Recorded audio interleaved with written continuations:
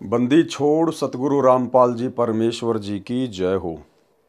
परमपिता परमात्मा सारी सृष्टि के रचनहार, कुल मालिक, असंख्य ब्रह्मांडों के स्वामी, जगत गुरु, तीनों लोकों में प्रवेश करके सबका भरण पोषण करने वाले राजाधिराज, आत्माधार, नाथों के नाथ, देवों के देव, महादेव, सर्वेश्वर, महेश्वर, मृत्युंजय, अजरो अमर, आदि अनादि, सनातनी प्रभु, जगत पिता जगदीश्वर, श्री श्री 1008 की उपाधि के वास्तविक अधिकारी, अकाल मूरत शब्द स्वरूपी राम वासुदेव, सर्वगतम ब्रह्म, परम पूज्य, प्रथम पूज्य, परम संत, परम पुरुष, परम धनी, परम दयालु, सत्य कबीर, हक्का कबीर, अल्लाह कबीर, अल्लाह अकबर, बाखबर, अल्लाह ताला, जगत के तारणहार, जगत के मुक्तिदाता, जगत के जगन्नाथ, हारे के सहारे, हिंदुओं के राम, मुसलमानों के अल्लाह, सिखों के वाहिगुरु, ईसाइयों के मसीह, दया के सागर दयानिधि, करुणा के सागर करुणानिधि, स्वयंभू परिभू, संकट मोचन, कष्ट हरण, मंगल करण, दुख भंजन, अविगत कबीर, निर्विकार निर्विषम परमात्मा, अलय अलेख सतगुरु, आदि अनादि सतगुरु, असली मर्यादा पुरुषोत्तम, असली राम, असली कृष्ण, असली घनश्याम, असली मुरारी, राजाओं के राजा, महाराजाओं के महाराजा, शहंशाहों के शहंशाह, सम्राटों के सम्राट, भगवानों के भगवान, अल्लाहों के अल्लाह, प्रभुओं के प्रभु, मसीहाओं के मसीह, सच्चे वाहिगुरु, बाबाओं के बाबा, पीरों के पीर, सेठों के सेठ, जगत सेठ, सावड़सा सेठ, सर्वगुण संपन्न, अनंत कोटि कलाओं के स्वामी, अनंत कोटि ब्रह्मांडों के नायक, योगियों में महायोगी, ध्यानियों में महाध्यानी, सिद्धों में परम सिद्ध, ज्ञानियों में तत्वज्ञानी, ब्रह्म ज्ञानी, महाज्ञानी, परम ज्ञानी, सर्वश्रेष्ठ ज्ञानी, विज्ञानी, युवा कबीर, समृत कबीर, असमवात, अमित ओजा, सच्चे रहनुमा, करीम अल्लाह, सुबहान अल्लाह, दुनिया के अंतिम पैगंबर, 8 सितंबर 1951 से गांव धनाना, जिला सोनीपत, हरियाणा, भारतवर्ष की पावन भूमि पे प्रकट रियल कल की भगवान श्री नारायण साकार हरि, श्री बाबा साहेब सौद स्वरूपी राम संत शिरोमणि सतगुरु रामपाल जी परमेश्वर जी के चरण कमल में साध संगति से जुड़े हुए देश विदेश से हम सभी सत्सेवक भाई बहनों का अनंत कोटि दंडवत प्रणाम। सत्साई भाई और बहनों, दया पूज्य गुरुदेव भगवान की, सतगुरु रामपाल जी परमेश्वर जी की, जिनके शुभ आशीर्वाद से कबीर सागर के सरलार्थ के ऊपर वीडियो बनाने की श्रृंखला जारी है। इसी श्रृंखला में आज हमारा ये 39 नंबर का वीडियो है। प्रत्येक वीडियो में गुरुदेव भगवान के आशीर्वाद से, उनके तत्व ज्ञान को आधार बनाकर हमें बहुत कुछ शिक्षाएं मिल रही हैं, जो शिक्षाएं हमें भक्ति मार्ग पर आगे बढ़ने के लिए प्रेरित करती हैं। भाई और बहनों, परमेश्वर की ये रजा इसी प्रकार से आप और हम आत्माओं के ऊपर बनी रहे, एकमात्र यही कामना हमारे गुरुदेव भगवान से होनी चाहिए। और आज जो 39 नंबर का वीडियो है वो बहुत ही विशेष है। आज का वीडियो जो कर्म बोध है उसको लेकर है। ये जो कर्म हैं कितने प्रकार के होते हैं, कैसे कैसे अपना कार्य करते हैं, ये आज हमें विशेष जानकारी मिलेगी। और भाई और बहनों, आज का जो वीडियो है दास ये वीडियो पहले बना चुका है, यानी जिस समय हम लोग सृष्टि रचना को लेकर क्रोथा कांड के ऊपर वीडियो बना रहे थे उस समय ये वीडियो बनाया जा चुका है। क्योंकि क्रोथा कांड के रहस्य को समझाते समय हमने बीच में कबीर सागर के सरलार से पेज नंबर 345 से ये हमने पूरा का पूरा जो प्रकरण है ये लिया था। तो आज हम उसी वीडियो को एक बार दोबारा से देखेंगे, उसी वीडियो को हम दोबारा से सुनेंगे जो कि पहले से ही बना हुआ है। तो भाई और बहनों, कबीर सागर का सरलार्थ पेज नंबर 345, अध्याय कर्म बोध का सारांश। तो वीडियो पहले इसके ऊपर बना हुआ है, बहुत अच्छे से गुरुदेव भगवान के आशीर्वाद से आप भाई बहनों को समझाया हुआ है। तो आप सभी भगत भाई बहन वीडियो को ध्यान से देखिए। अध्याय कर्म बोध का सारांश। कबीर सागर में 24वां अध्याय कर्म बोध पेज नंबर 162 पर है। परमेश्वर कबीर जी ने कर्मों का उल्लेख किया है। मेरे हंसा भाई, शुद्ध स्वरूप था जब तू आया, कहां से? सतलोक से। कर्मों के बंधन में फंस गया, किसने फंसाया? काल ने, ताते जीव कहाया। परमेश्वर कबीर जी ने बताया कि सत्य लोक से जीव स्वेच्छा से काल ब्रह्म के षड्यंत्र में फंसकर यहां आ गया, इसलिए जीव कहलाया। सत्य लोक में बिना कर्म किए सर्व पदार्थ उपलब्ध थे। यहां काल ब्रह्म ने कर्म का विधान बनाया है कि कर्म करेगा तो फल मिलेगा। श्रीमद् भगवत गीता अध्याय 3 श्लोक 14-15 में कहा है कि सर्व प्राणी अन्न से उत्पन्न होते हैं। अन्न खाने से बीज अर्थात वीर्य बनता है, जिससे सर्व प्राणी उत्पन्न होते हैं। अन्न वर्षा से होता है, वर्षा यज्ञ से यानी शास्त्र अनुकूल कर्म से होती है। कर्म काल ब्रह्म से उत्पन्न हुए, यानी कर्म का विधान ब्रह्म क्षर पुरुष ने बनाया। जैसे कर्म जीव करेगा वैसे ही भोगेगा। ब्रह्म क्षर पुरुष की उत्पत्ति अक्षर यानी अविनाशी परमेश्वर से हुई। अविनाशी परमेश्वर ही सदा यज्ञों यानी धार्मिक अनुष्ठानों में प्रतिष्ठित है, यानी इष्ट देव रूप में मानकर पूजा करनी होती है। किसकी? अविनाशी पुरुष की, अक्षर पुरुष की। अक्षर यानी जिसका किसी भी देश काल परिस्थिति में कोई विनाश ना हो, वो अक्षर पुरुष वास्तव में कबीर परमेश्वर है, जो वर्तमान में धरती पर 8 सितंबर 1951 से सतगुरु रामपाल जी परमेश्वर जी के रूप में प्रकट है। उन्हें अपना इष्ट मानकर उनकी पूजा करनी होती है, क्योंकि भगत के हर प्रकार के धार्मिक अनुष्ठानों में उसका सतगुरु अर्थात उसका इष्ट अर्थात वही कबीर परमात्मा प्रतिष्ठित होता है।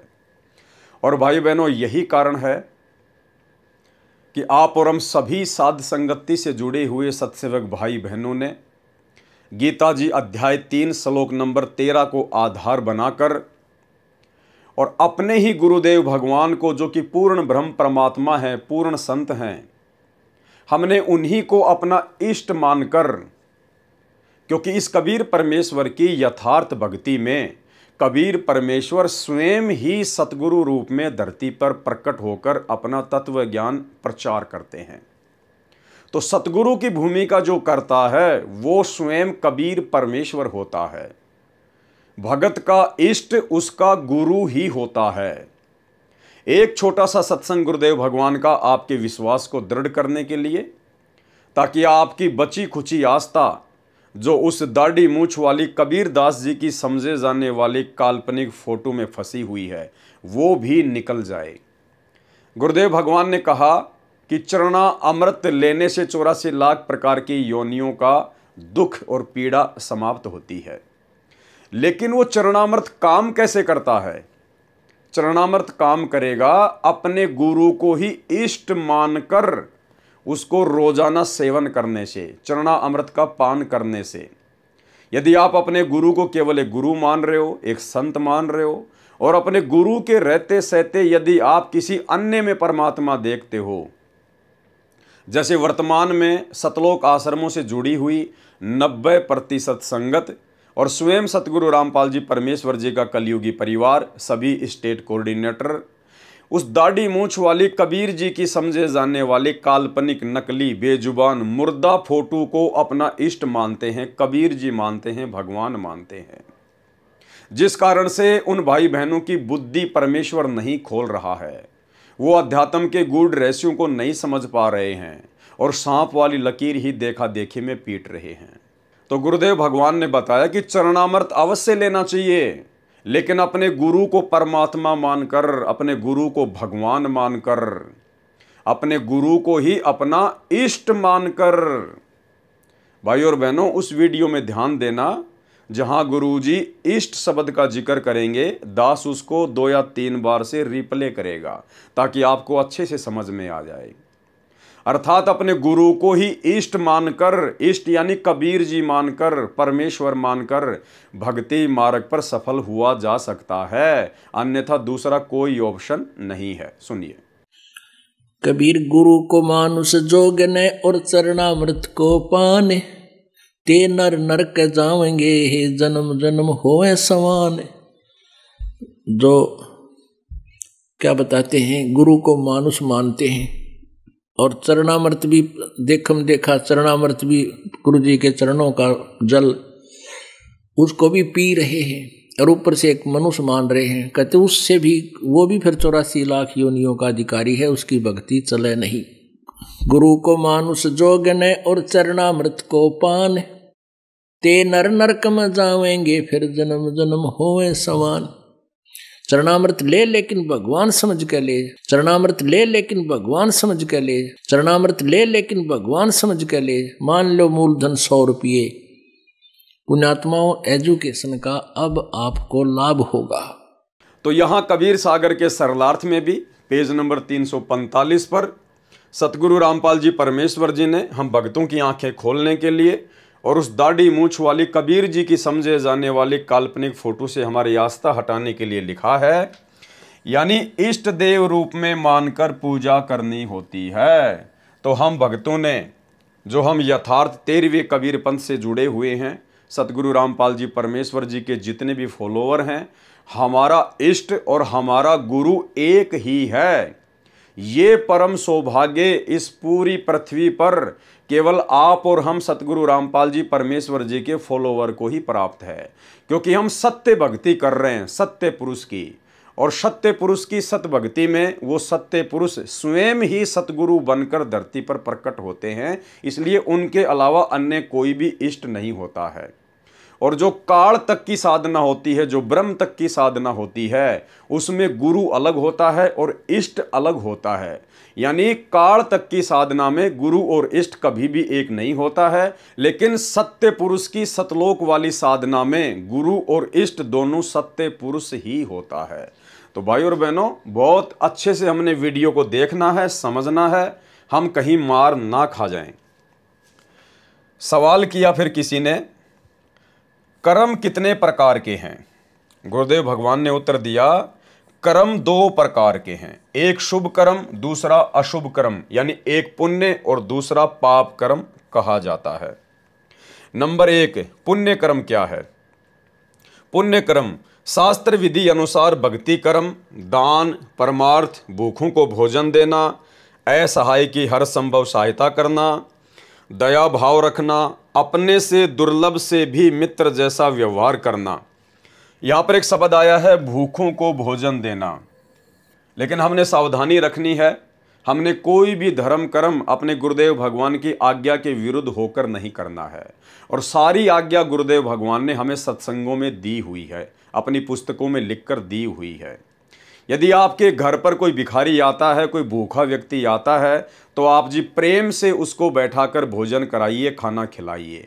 लेकिन हमने घर से रोटियां बनाकर बाहर लोगों को बांटनी नहीं है, हमने इस प्रकार का दान पुण्य नहीं करना है।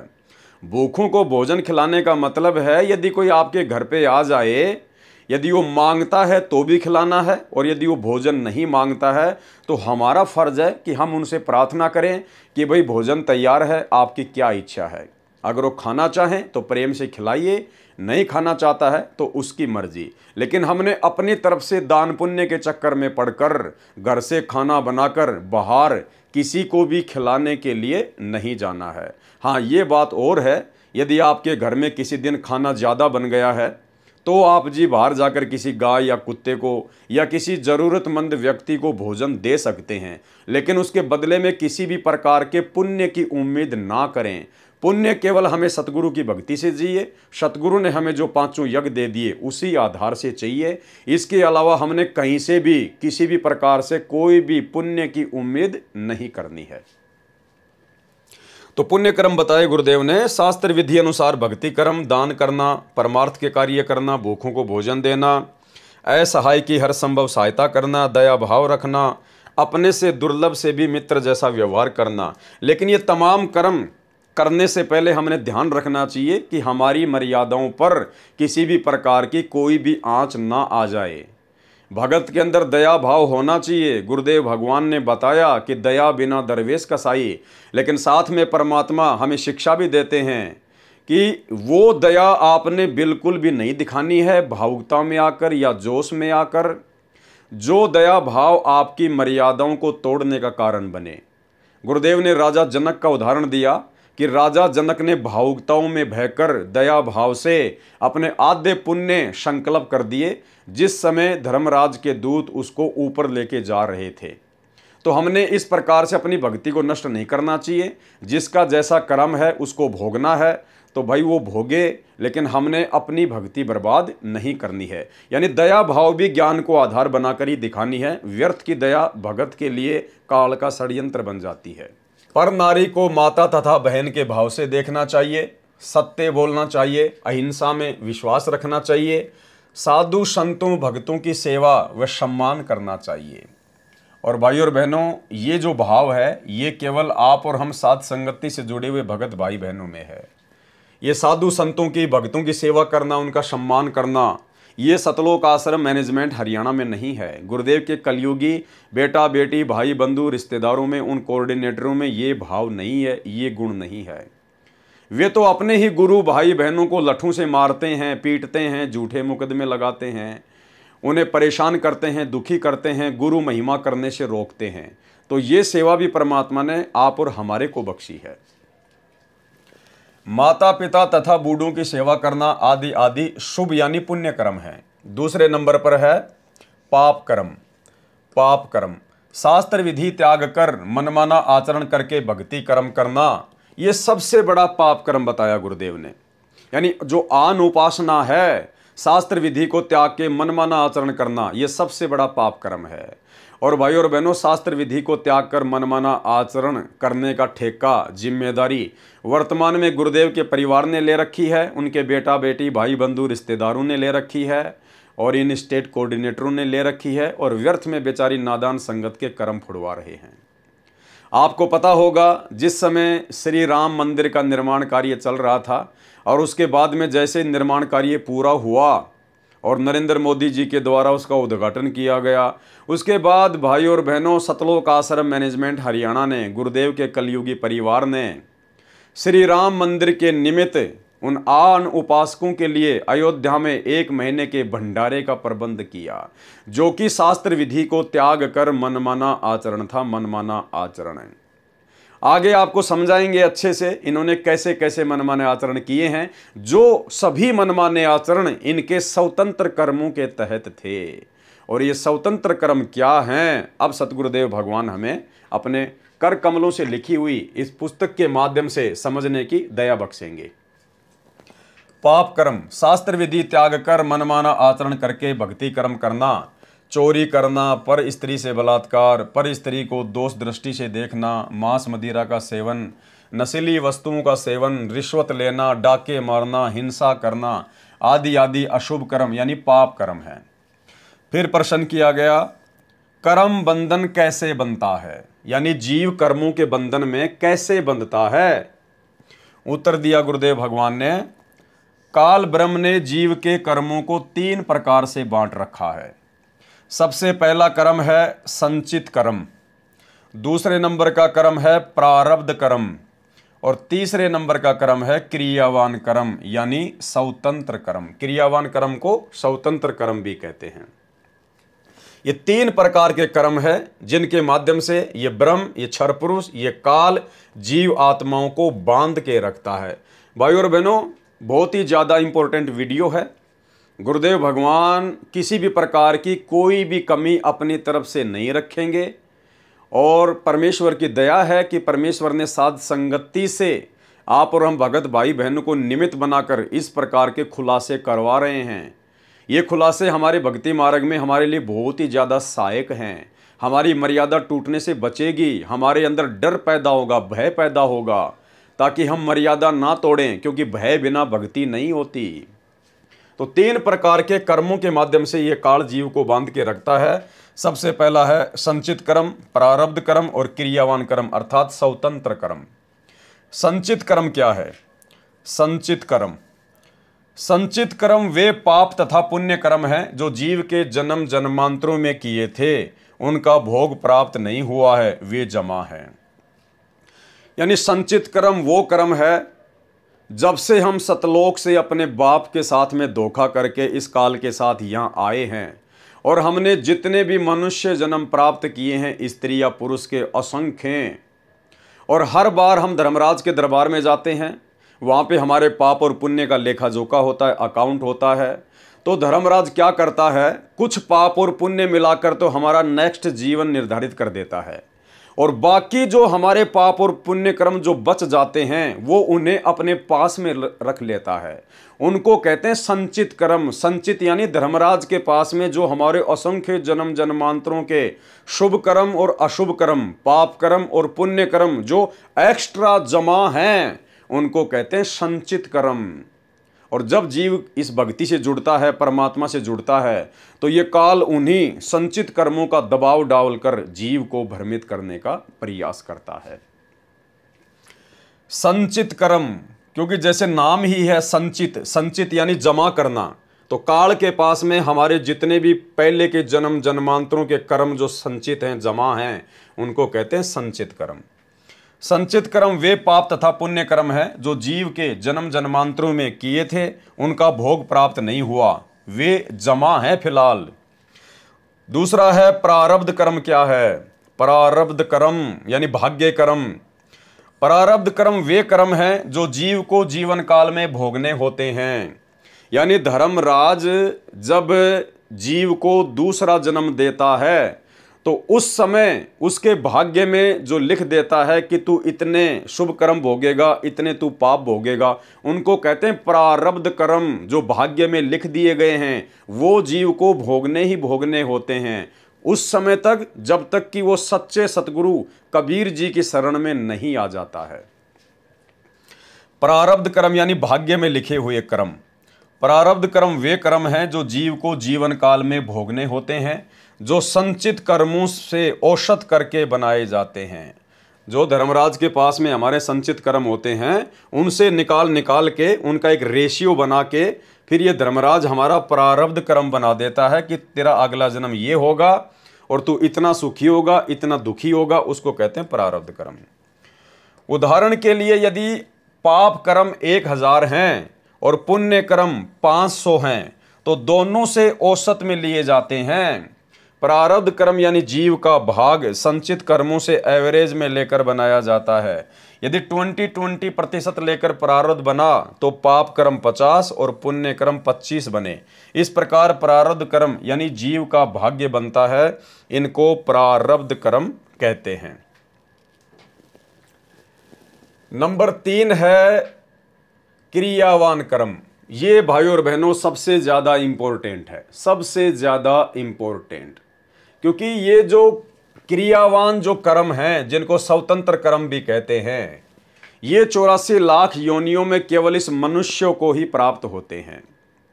यानी 25% छूट ये काल, ये ब्रह्म जब हमारे को मनुष्य जन्म मिलता है तो ये हमारे को कुछ भी कर्म करने के लिए छूट देता है। 25% यानी 75% तो ये हमारे संचित कर्मों से लेकर पाप और पुण्य बनाकर हमारा भाग्य लिख देता है, प्रारब्ध लिख देता है। जो 75% तो हमारे को भोगने पड़ते हैं। किसी के प्रारब्ध में ज़्यादा सुख लिख देता है उसके कर्मों के आधार से, तो किसी के प्रारब्ध में ज़्यादा दुख लिख देता है। तो वो 75% प्रारब्ध कर्म जो हमारे संचित कर्मों से रेशियो निकाल कर बनाए जाते हैं धर्मराज के द्वारा, जब हमें दूसरा मनुष्य जन्म दिया जाता है तो वो तो भाई और बहनों हमारे को भोगने पड़ते हैं, उसमें तो कोई दो राय नहीं है। साथ में इस मनुष्य योनि को ये धर्मराज 25% क्रियावान कर्म की छूट देता है। 25% इसको स्वतंत्र कर्मों की छूट देता है कि 25% मैं तेरे को कर्म करने की छूट दे रहा हूं। तू चाहे तो अच्छे कर्म करके अपने भाग्य को बदल सकता है, शुभ कर्म भी कर सकता है, और चाहे तो तू अशुभ कर्म करके पाप कर्मों को बढ़ा भी सकता है। क्रियावान कर्म, अपने जीवन काल में जो कर्म प्राणी करता है वे क्रियावान कर्म कहे जाते हैं। ये 75% तो प्रारब्ध कर्म होते हैं, यानी जो संस्कार यानी भाग्य में लिखे हैं वे किए जाते हैं, और 25% कर्म करने में जीव स्वतंत्र है। 25% कर्म करने के लिए इस मनुष्य शरीर प्राप्त प्राणी को इस धर्मराज ने स्वतंत्र किया हुआ है। 75% कर्म करने में जीव बाध्य है, यानी जो हमारे भाग्य में लिख दिया गया है पाप और पुण्य का रेशियो निकालकर, वो तो जीव भोगने के लिए बाध्य है। कब तक? जब तक उसको सतगुरु नहीं मिलता है। और 25% जो कर्म हैं वो स्वतंत्र हैं, हम चाहे तो अच्छे भी कर सकते हैं बुरे भी कर सकते हैं। 75% कर्म करने में जीव बाध्य है, मजबूर है, क्योंकि वे प्रारब्ध में लिखे होते हैं, परतंत्र हैं। परंतु पूर्ण संत मिलने पर परिस्थिति बदल जाती है। लेकिन जब पूर्ण संत मिल जाता है, वो कबीर परमात्मा मिल जाता है सतगुरु रूप में, तो उस परमेश्वर के हाथ में सारी लेखनी, सारी बही, सारे अकाउंट हैं। फिर सतगुरु जैसा चाहेगा वैसा अपने साधक के भाग्य में लिखेगा। फिर वो काल वाला जो विधान होता है वो पूर्ण परमेश्वर के भगत के साथ लागू नहीं होता है। यानी फिर उस भगत का अकाउंट ये सतगुरु अपने हाथ में ले लेता है, काल के हाथ में नहीं छोड़ता है। प्रश्न कहते हैं कि जीव कर्म करने में स्वतंत्र है, तो गुरुदेव ने उत्तर दिया, जीव 25% कर्म तो स्वतंत्र रूप से करता है। अपने जीवन काल में 75% कर्म तो प्रारब्ध वाले करने में परतंत्र है, अधीन है, विवश है। केवल 25% कर्म करने में स्वतंत्र है। परंतु पूर्ण संत मिलने के पश्चात परिस्थितियां बदल जाती हैं। प्रारब्ध में सुसंगत तथा कुसंगत भी लिखी होती है। प्रारब्ध में, भाग्य में सुसंगत और कुसंगत भी लिखी होती है। उदाहरण, जैसे राजा दशरथ जी ने यज्ञ किया था सुयोग्य पुत्र प्राप्ति के लिए, यह क्रियावान स्वतंत्र कर्म था। पुत्र प्राप्ति के लिए राजा दशरथ ने जो यज्ञ किया था वो उसका स्वतंत्र कर्म था, क्रियावान कर्म था। अन्य 3 संतान भरत, लक्ष्मण तथा शत्रुघ्न तथा पुत्री शांता थे, वे प्रारब्ध से मिले थे, वो उनके भाग्य में संतानें थी। लेकिन श्री रामचंद्र जी की प्राप्ति के लिए, यानी सर्वप्रथम उसने पुत्र प्राप्ति के लिए जो यज्ञ किया था वो उसका स्वतंत्र कर्म था। और उसके बाद में जो उसको 3 पुत्र और 1 पुत्री प्राप्त हुई थी वो उसके भाग्य में संतान होना ही होना थी। लेकिन वो ये मान रहा था कि मैंने जो साधु संतों से जो यज्ञ करवाया है ये उसके चलते मेरे को सभी संतानें प्राप्त हुई हैं। श्री रामचंद्र जी का सीता से विवाह प्रारब्ध था, यानी उसके भाग्य में लिखा हुआ था श्री रामचंद्र जी का सीता जी से विवाह होना, क्योंकि नारद जी का पहले से श्राप लगा हुआ था। इसलिए श्री रामचंद्र जी के भाग्य में काल ने लिख दिया था सीता जी के साथ विवाह होना। इसके अलावा 14 वर्ष का वनवास सीता राम लक्ष्मण का प्रारब्ध था, ये भी उनके भाग्य में लिखा हुआ था नारद जी के श्राप के कारण।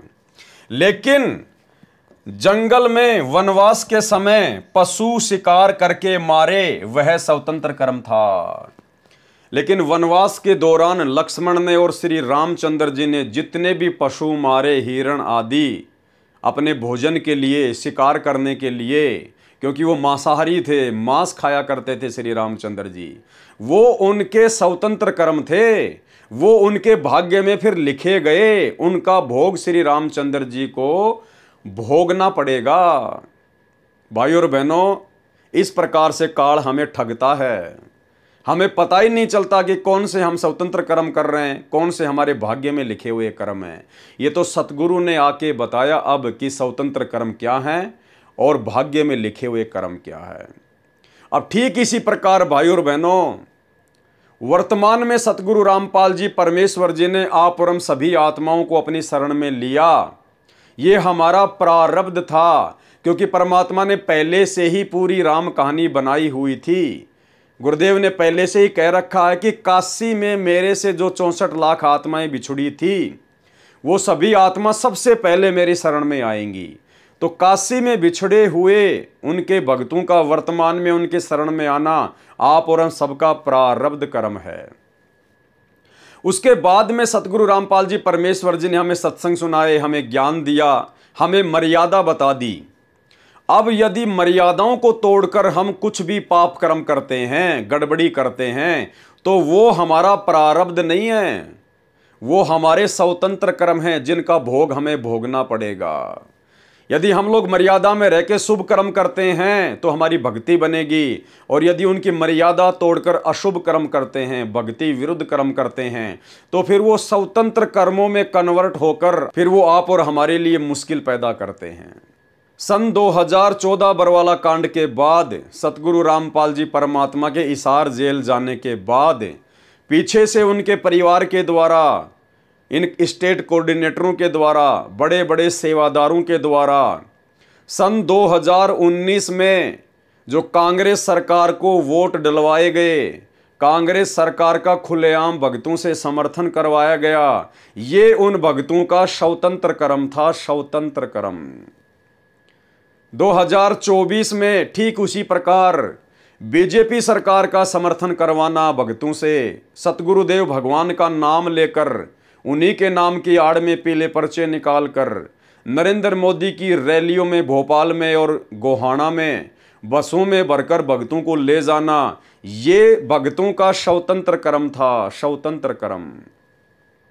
और ये दोनों ही कर्म 2019 में कांग्रेस को समर्थन और वोट, 2024 में बीजेपी को समर्थन और वोट, ये दोनों ही कर्म स्वतंत्र कर्म थे। और ये दोनों ही कर्म गुरुदेव के भक्ति के विरुद्ध थे, जिनका भोग जीव को भोगना ही भोगना पड़ेगा। मर्यादा तो टूटेगी टूटेगी, साथ में उन स्वतंत्र कर्मों का भोग भोगना ही पड़ेगा, क्योंकि काल ने हमारे को 25% स्वतंत्र कर्म करने की छूट दी है।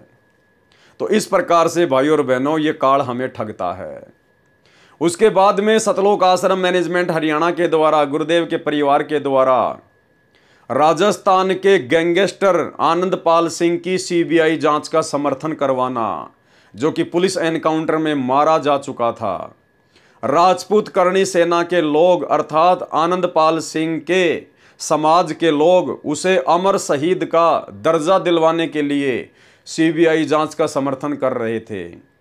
और उसी बीच सतलोक आश्रम मैनेजमेंट हरियाणा द्वारा बेचारे भोले भाले भगतों को और आनंदपाल सिंह की यानी गुंडे की सीबीआई जांच के समर्थन में राजपूत करणी सेना की रैलियों में बैठाना, ये स्वतंत्र कर्म था। भगतों के दान का 5 लाख रुपए राजपूत करणी सेना को राजस्थान के अजमेर की रैली में चंदे के रूप में देना, ये स्वतंत्र कर्म था, जो कि सरासर भक्ति के विरुद्ध है, जिसका भोग जीव को भोगना पड़ेगा, संगत को भी भोगना पड़ेगा, जिन जिन लोगों ने उनको दान देकर सहयोग किया है, और सतलोक आश्रम मैनेजमेंट हरियाणा को भी भोगना पड़ेगा। उसके बाद में जब हरियाणा में जाट आरक्षण चल रहा था, तो सतलोक आश्रम मैनेजमेंट हरियाणा के द्वारा, गुरुदेव के परिवार के द्वारा लाखों भक्तों को हरियाणा में जाट आरक्षण में उनके धरनों पर बैठाना, ये स्वतंत्र कर्म था। भक्तों के दान का करोड़ों रुपया जाट आरक्षण संघर्ष समिति को चंदे के रूप में देना, ये स्वतंत्र कर्म था, जो कि भक्ति के विरुद्ध था। इसका भोग भी सबको भोगना पड़ेगा उसी रेशियो में। इसके अलावा सतलोक आश्रम में भक्तों से देह दान करवाना और रक्त दान करवाना, ये भी स्वतंत्र कर्म है। आगे चलकर जब उन भक्तों का खून व्यापार का रूप लेगा, क्योंकि आपने तो मुफ्त में दे दिया, और जब आपको ही कल को आवश्यकता पड़ गई या किसी और को आवश्यकता पड़ेगी, और जब उसको खून चाहिए, तो आपके द्वारा फ्री में दिया गया खून 5 से 10 हजार रुपये यूनिट में बिकेगा, 5 से 10 हजार रुपये यूनिट में। तो ये भी भक्तों का स्वतंत्र कर्म है, इसका भोग भी भोगना पड़ेगा। भगत को तो खून की आवश्यकता पड़ती नहीं, अगर भगत बीमार हो गया, कोई नौबत भी आ गई, तो वो तो अपने परमात्मा से अर्ज करेगा, अरदास करेगा, परमात्मा दया करेंगे। और यदि मान लीजिए आपके किसी रिश्तेदार को ज़रूरत पड़ गई, आपके किसी सगे संबंधी को ज़रूरत पड़ गई, तो आप जी डायरेक्ट हॉस्पिटल में जाकर उसको खून दान कर सकते हैं। लेकिन इस प्रकार से कैंप लगाकर, आश्रमों में सरकारी गाड़ियां मंगवाकर इस प्रकार से ब्लड डोनेशन करना, ये भक्ति मर्यादाओं के विरुद्ध है, खिलाफ है, क्योंकि आगे चलकर फिर ये धंधा बन जाता है, व्यापार का रूप लेता है आपका खून। तो ये भगत का स्वतंत्र कर्म, इसका भोग भी भोगना पड़ेगा, ये भक्ति मर्यादाओं के विरुद्ध खिलाफ है। वर्तमान में गुरुदेव भगवान के हिसार जेल में रहते सहते, गुरुदेव भगवान के नाम की आड़ में उनके कलयुगी परिवार ने अपने धार्मिक धंधे के लिए जितने भी सतलोक आश्रम देश विदेश में खोल रखे हैं, ये भी उनका स्वतंत्र कर्म है, स्वतंत्र कर्म। और जितनी भी नादान संगत देखा देखी में इन आश्रमों में जाती है, ये भी संगत का स्वतंत्र कर्म है, क्योंकि संगत उन आश्रमों में सत्संग सुनने नहीं जाती है, क्योंकि सत्संग तो सबके घर पर उपलब्ध है, सबके मोबाइल में हैं, यूट्यूब पर हैं, टीवी चैनल पर आ रहे हैं। तो संगत का उन आश्रमों में जाना सत्संगों के बहाने, ये उनका स्वतंत्र कर्म है। फिर रास्ते में कोई 2 मरते हैं, कभी 10 मरते हैं, कभी 13 एक साथ एक्सीडेंट में मरते हैं। क्यों? क्योंकि ये उनका स्वतंत्र कर्म था। और जब कोई भी साधक भक्ति विरुद्ध स्वतंत्र कर्म करता है तो सतगुरु का काल भगवान के साथ एग्रीमेंट है, सतगुरु वहां भगत की किसी भी प्रकार की कोई सहायता नहीं करता है। हाँ, यदि वो भगत उल्टे स्वतंत्र कर्म करके भी बच जाता है, हमें लगता है कि इसका तो कुछ नहीं बिगड़ रहा, भाई और बहनों, वहां उसकी रक्षा उसके पिछले प्रारब्ध के जो संचित जो शुभ कर्म हैं उसके आधार से वर्तमान में उसकी रक्षा हो रही है। वर्तमान में जो वो भक्ति कर रहा है वो तो मर्यादा टूटने के चलते, स्वतंत्र कर्म भक्ति विरुद्ध करने के चलते उसका नाम कट चुका है ऑटोमेटिक। सतगुरु से उसको किसी प्रकार का कोई लाभ नहीं मिल रहा, भक्ति का उसे कोई लाभ नहीं मिल रहा। और यदि उल्टे कर्म करते करते भी यदि वो जीवित है, मौज मस्ती कर रहा है, उसके जीवन में कोई दुख और संकट नहीं है, तो ये उसके पिछले प्रारब्ध के कर्म, यानी उसकी बैटरी फिलहाल चल रही है। लेकिन बैटरी कब तक चलेगी? हो सकता है इस जीवन में भी चल जाए, अगले जीवन में भी चल जाए, क्योंकि भक्ति बड़ी जबरदस्त है। लेकिन सतलोक तो नहीं जा पाया मर्यादा तोड़ के, स्वतंत्र कर्मों का दुरुपयोग करके, फिर किसी न किसी जन्म में उसको दुख उठाना पड़ेगा। और हो सकता है इस जन्म में भी स्वतंत्र कर्म का भोग उसे भोगना पड़ जाए, जिस प्रकार से स्वतंत्र कर्म का भोग आगे चलकर राजा दशरथ ने भोगा, अभी आपको दिखाएंगे। तो भाई और बहनों, ये तमाम जो कर्म हैं, इन कर्मों से हमने शिक्षा लेनी है। आप और हम भगत भाई बहन भक्ति मार्ग पर, क्योंकि हमारा तो पूरा जीवन ही भक्तिमय है। सच्चे सतगुरु से सच्ची साधना मिल जाने के बाद और ये तत्व ज्ञान हो जाने के बाद में भगत के कोई अलग अलग जीवन नहीं होते, जैसे सामाजिक जीवन, आध्यात्मिक जीवन, व्यावसायिक जीवन। भगत का पूरा ही जीवन भक्तिमय हो जाता है, आध्यात्मिक हो जाता है। भगत हर प्रकार से सावधान होता है, हर प्रकार से गलतियां करने से बचता है। तो भाई और बहनों, आप और हम भगत भाई बहनों ने इस भक्ति मार्ग पर यदि सफल होना है तो परमात्मा ने हमारे लिए ना जाने क्या क्या सावधानियां लिखकर इन पुस्तकों में छुपा रखी है, जो अब धीरे धीरे उजागर हो रही हैं। परमात्मा साथ संगति के माध्यम से वीडियो बनवा रहे हैं।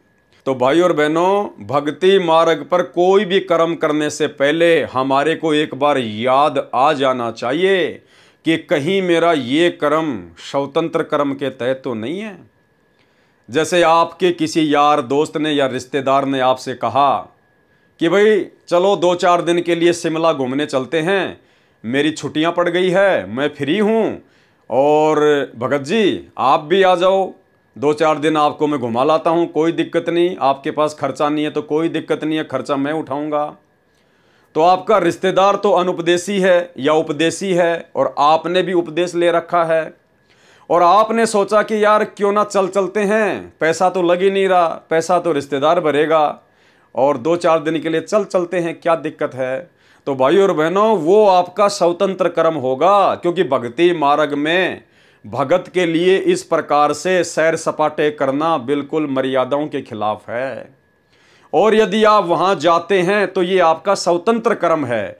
और यदि इस दौरान आपके साथ में कोई दुर्घटना घटित हो जाती है, मान लीजिए आपका वहां जाते समय या आते समय एक्सीडेंट हो गया, आपका पैर कट गया या और कोई नुकसान हो गया, आप जी बीमार हो गए, तो ये आपके स्वतंत्र कर्म के कारण है।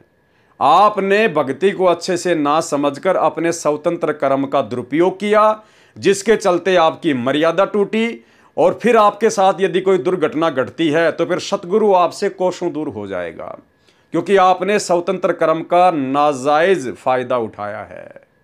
तो इसी प्रकार भाई और बहनों, हमने कोई भी कर्म करने से पहले भक्ति मार्ग पर बहुत सोच समझ कर ये देख लेना चाहिए कि जो कर्म मैं कर रहा हूं ये मेरा स्वतंत्र कर्म है या ये मेरी भक्ति मर्यादाओं के खिलाफ कर्म है। विचार अवश्य करना चाहिए।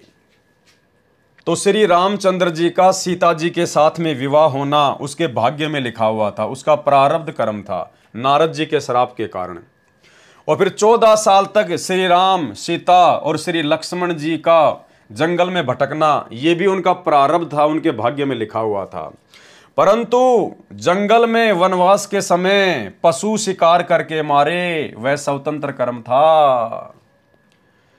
सौरूपणखा जो रावण की बहन थी, सौरूपणखा, उसका नाक काटना लक्ष्मण का स्वतंत्र कर्म था। रावण की बहन का नाक काटना ये लक्ष्मण जी के द्वारा किया गया स्वतंत्र कर्म था। और उसी स्वतंत्र कर्म के कारण और फिर इतना बड़ा कांड हो गया भाई और बहनों।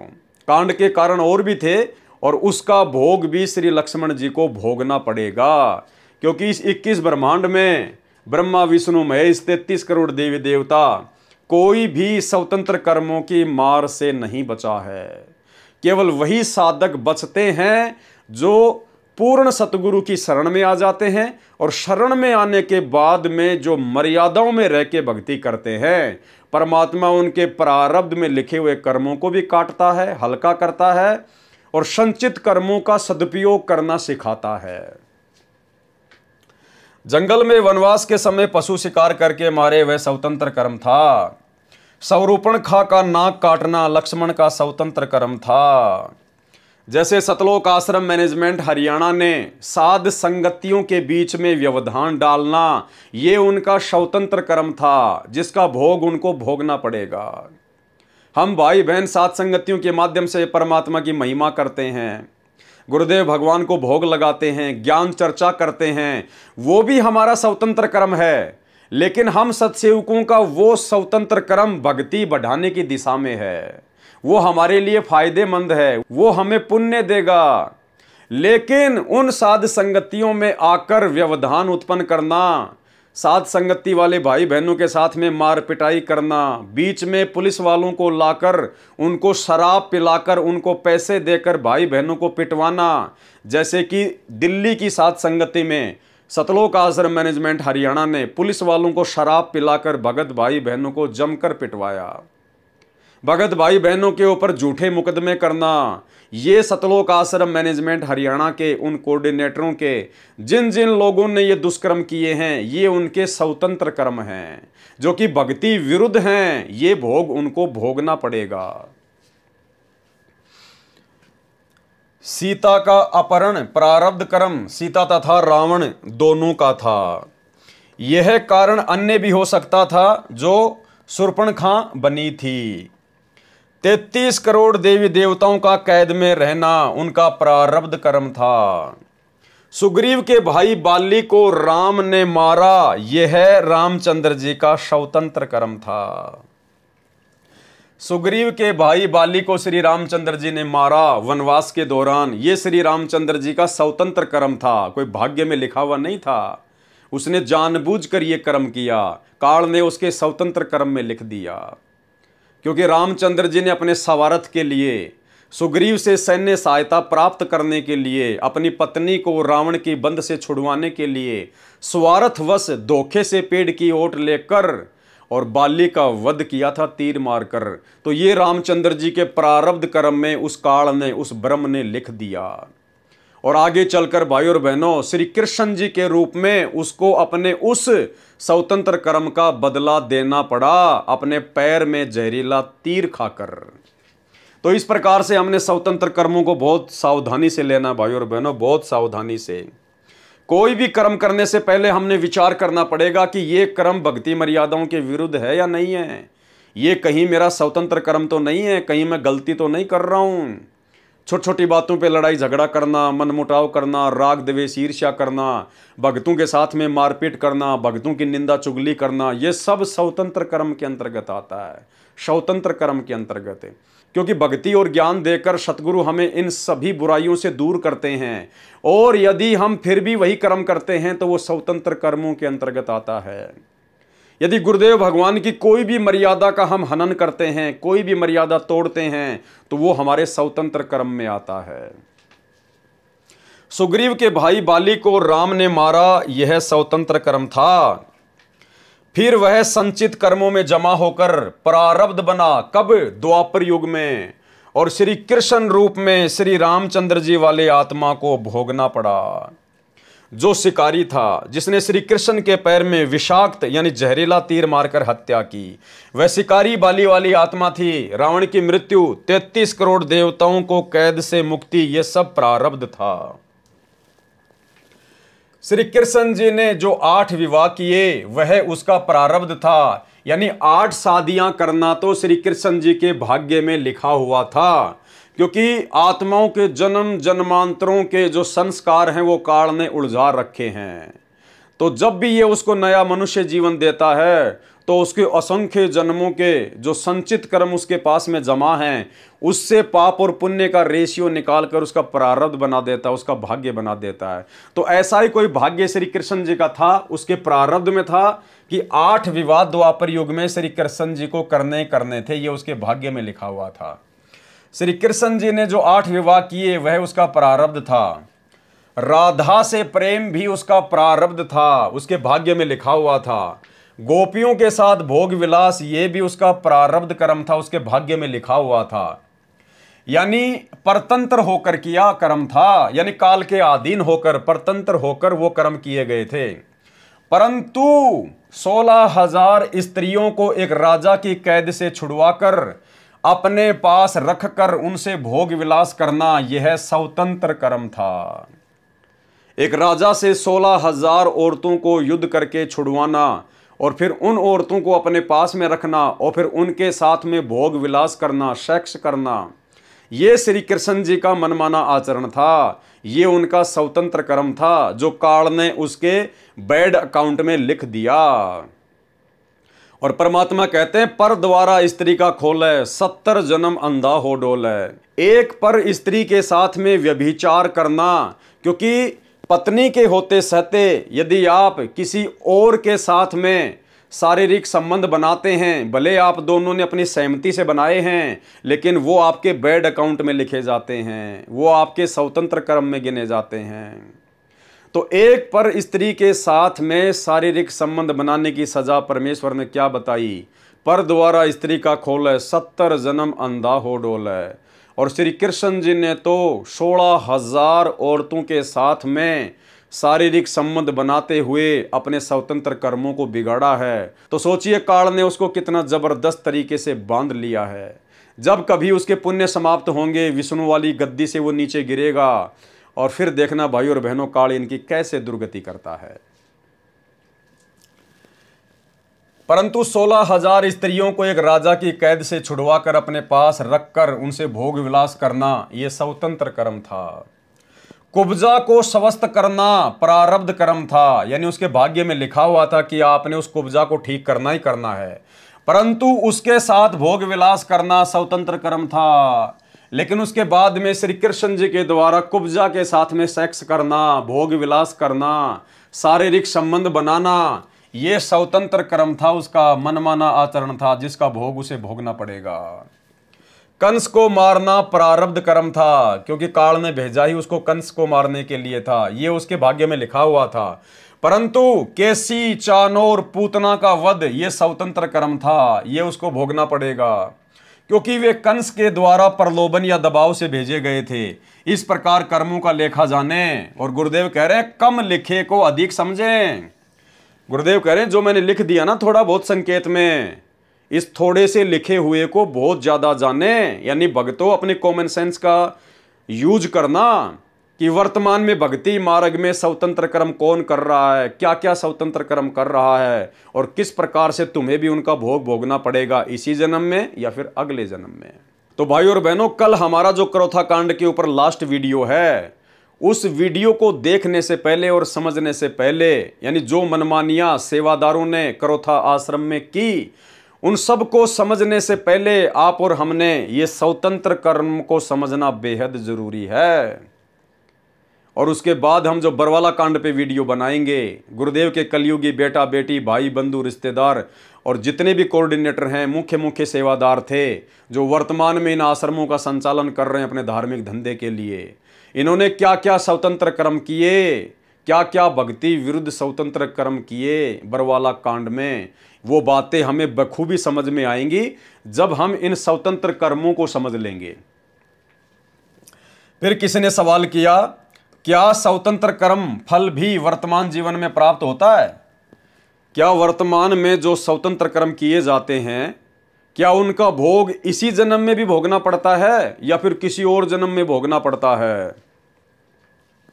उत्तर दिया गुरुदेव भगवान ने, कुछ कर्मों का फल वर्तमान जीवन में भी प्राप्त होता है, परंतु यह विशेष परिस्थिति में भोगना पड़ता है। उदाहरण क्या दिया मालिक ने?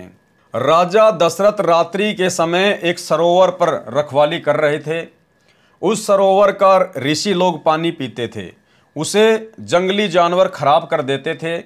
ये सेवा स्वयं राजा ने ली थी, क्योंकि राजा दशरथ मान रहे थे कि ऋषियों के आशीर्वाद से उनको श्री रामचंद्र, लक्ष्मण, भरत, शत्रुघ्न पुत्र प्राप्त हुए थे। वैसे श्री राम का जन्म उनके यज्ञ की देन नहीं थी, ये प्रारब्ध में था। यज्ञ ऋषियों के द्वारा किया गया था, जिस कारण से वे महिमा के पात्र बने थे।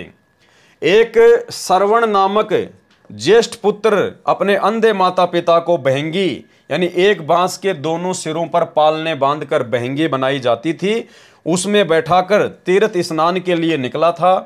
माता पिता को प्यास लगी। अंधेरी रात्रि में श्रवण पानी का लोटा लेकर सरोवर पर गया और पानी का लोटा भरने लगा। उसकी आवाज सुनकर राजा दशरथ ने कोई जंगली जानवर समझकर शब्द भेदी बाण मारा। शब्द भेदी बाण, भाई और बहनों देखो, पहले आध्यात्मिक विज्ञान थी, अब वर्तमान में लोगों के पास में भक्ति रही नहीं, इसलिए काल ने विज्ञान का प्रचार प्रसार कर दिया। पहले आध्यात्मिक विज्ञान थी, तो राजा दशरथ ने क्या किया? आवाज सुनकर शब्द भेदी बाण मारा। शब्द भेदी बाण क्या होता है? यानी उस बाण को मंत्रित करके और जहां से आवाज आ रही है उधर छोड़ दिया जाएगा। तो चाहे अंधेरा हो, रास्ता चाहे टेढ़ा मेढ़ा हो, कैसा भी हो, वो बाण उसी आवाज के ऊपर जाकर लगेगा, अपने निशाने पे जाकर लगेगा। उसको कहते हैं शब्द भेदी बाण। जैसे वर्तमान में वैज्ञानिकों ने कुछ ऐसी मिसाइलें बना रखी हैं, आप जिस भी शहर पर, जिस भी राज्य पर, जिस भी पॉइंट पर उसको टारगेट करके मारोगे तो वो घूमती फिरती और हजारों किलोमीटर दूर जाकर उसी लक्ष्य के ऊपर निशाना मारेगी। तो इसी प्रकार पहले आध्यात्मिक विज्ञान थी, तो राजा दशरथ ने शब्द भेदी बाण मारा, जो श्रवण को लगा और वह हाय राम कहकर गिर गया। राजा दशरथ ने पशु समझकर तीर मारा था। हाय राम की आवाज सुनकर राजा समझ गया कि किसी व्यक्ति को तीर लगा है। श्रवण दर्द के कारण तड़प रहा था, हाय हाय कर रहा था। राजा दशरथ ने जाकर नाम गांव पूछा और सच्चाई बताई, तो श्रवण ने कहा कि मैं तो बचूंगा नहीं, मेरे माता पिता अंधे हैं, बहुत प्यास लगी है, आप उनको पानी पिला देना। उनको पानी पिलाने से पहले नहीं बताना कि तुम्हारा श्रवण मर गया है। वे पानी नहीं पिएंगे और प्यासे ही मर जाएंगे। इतनी बात कहकर श्रवण प्राण त्याग गया।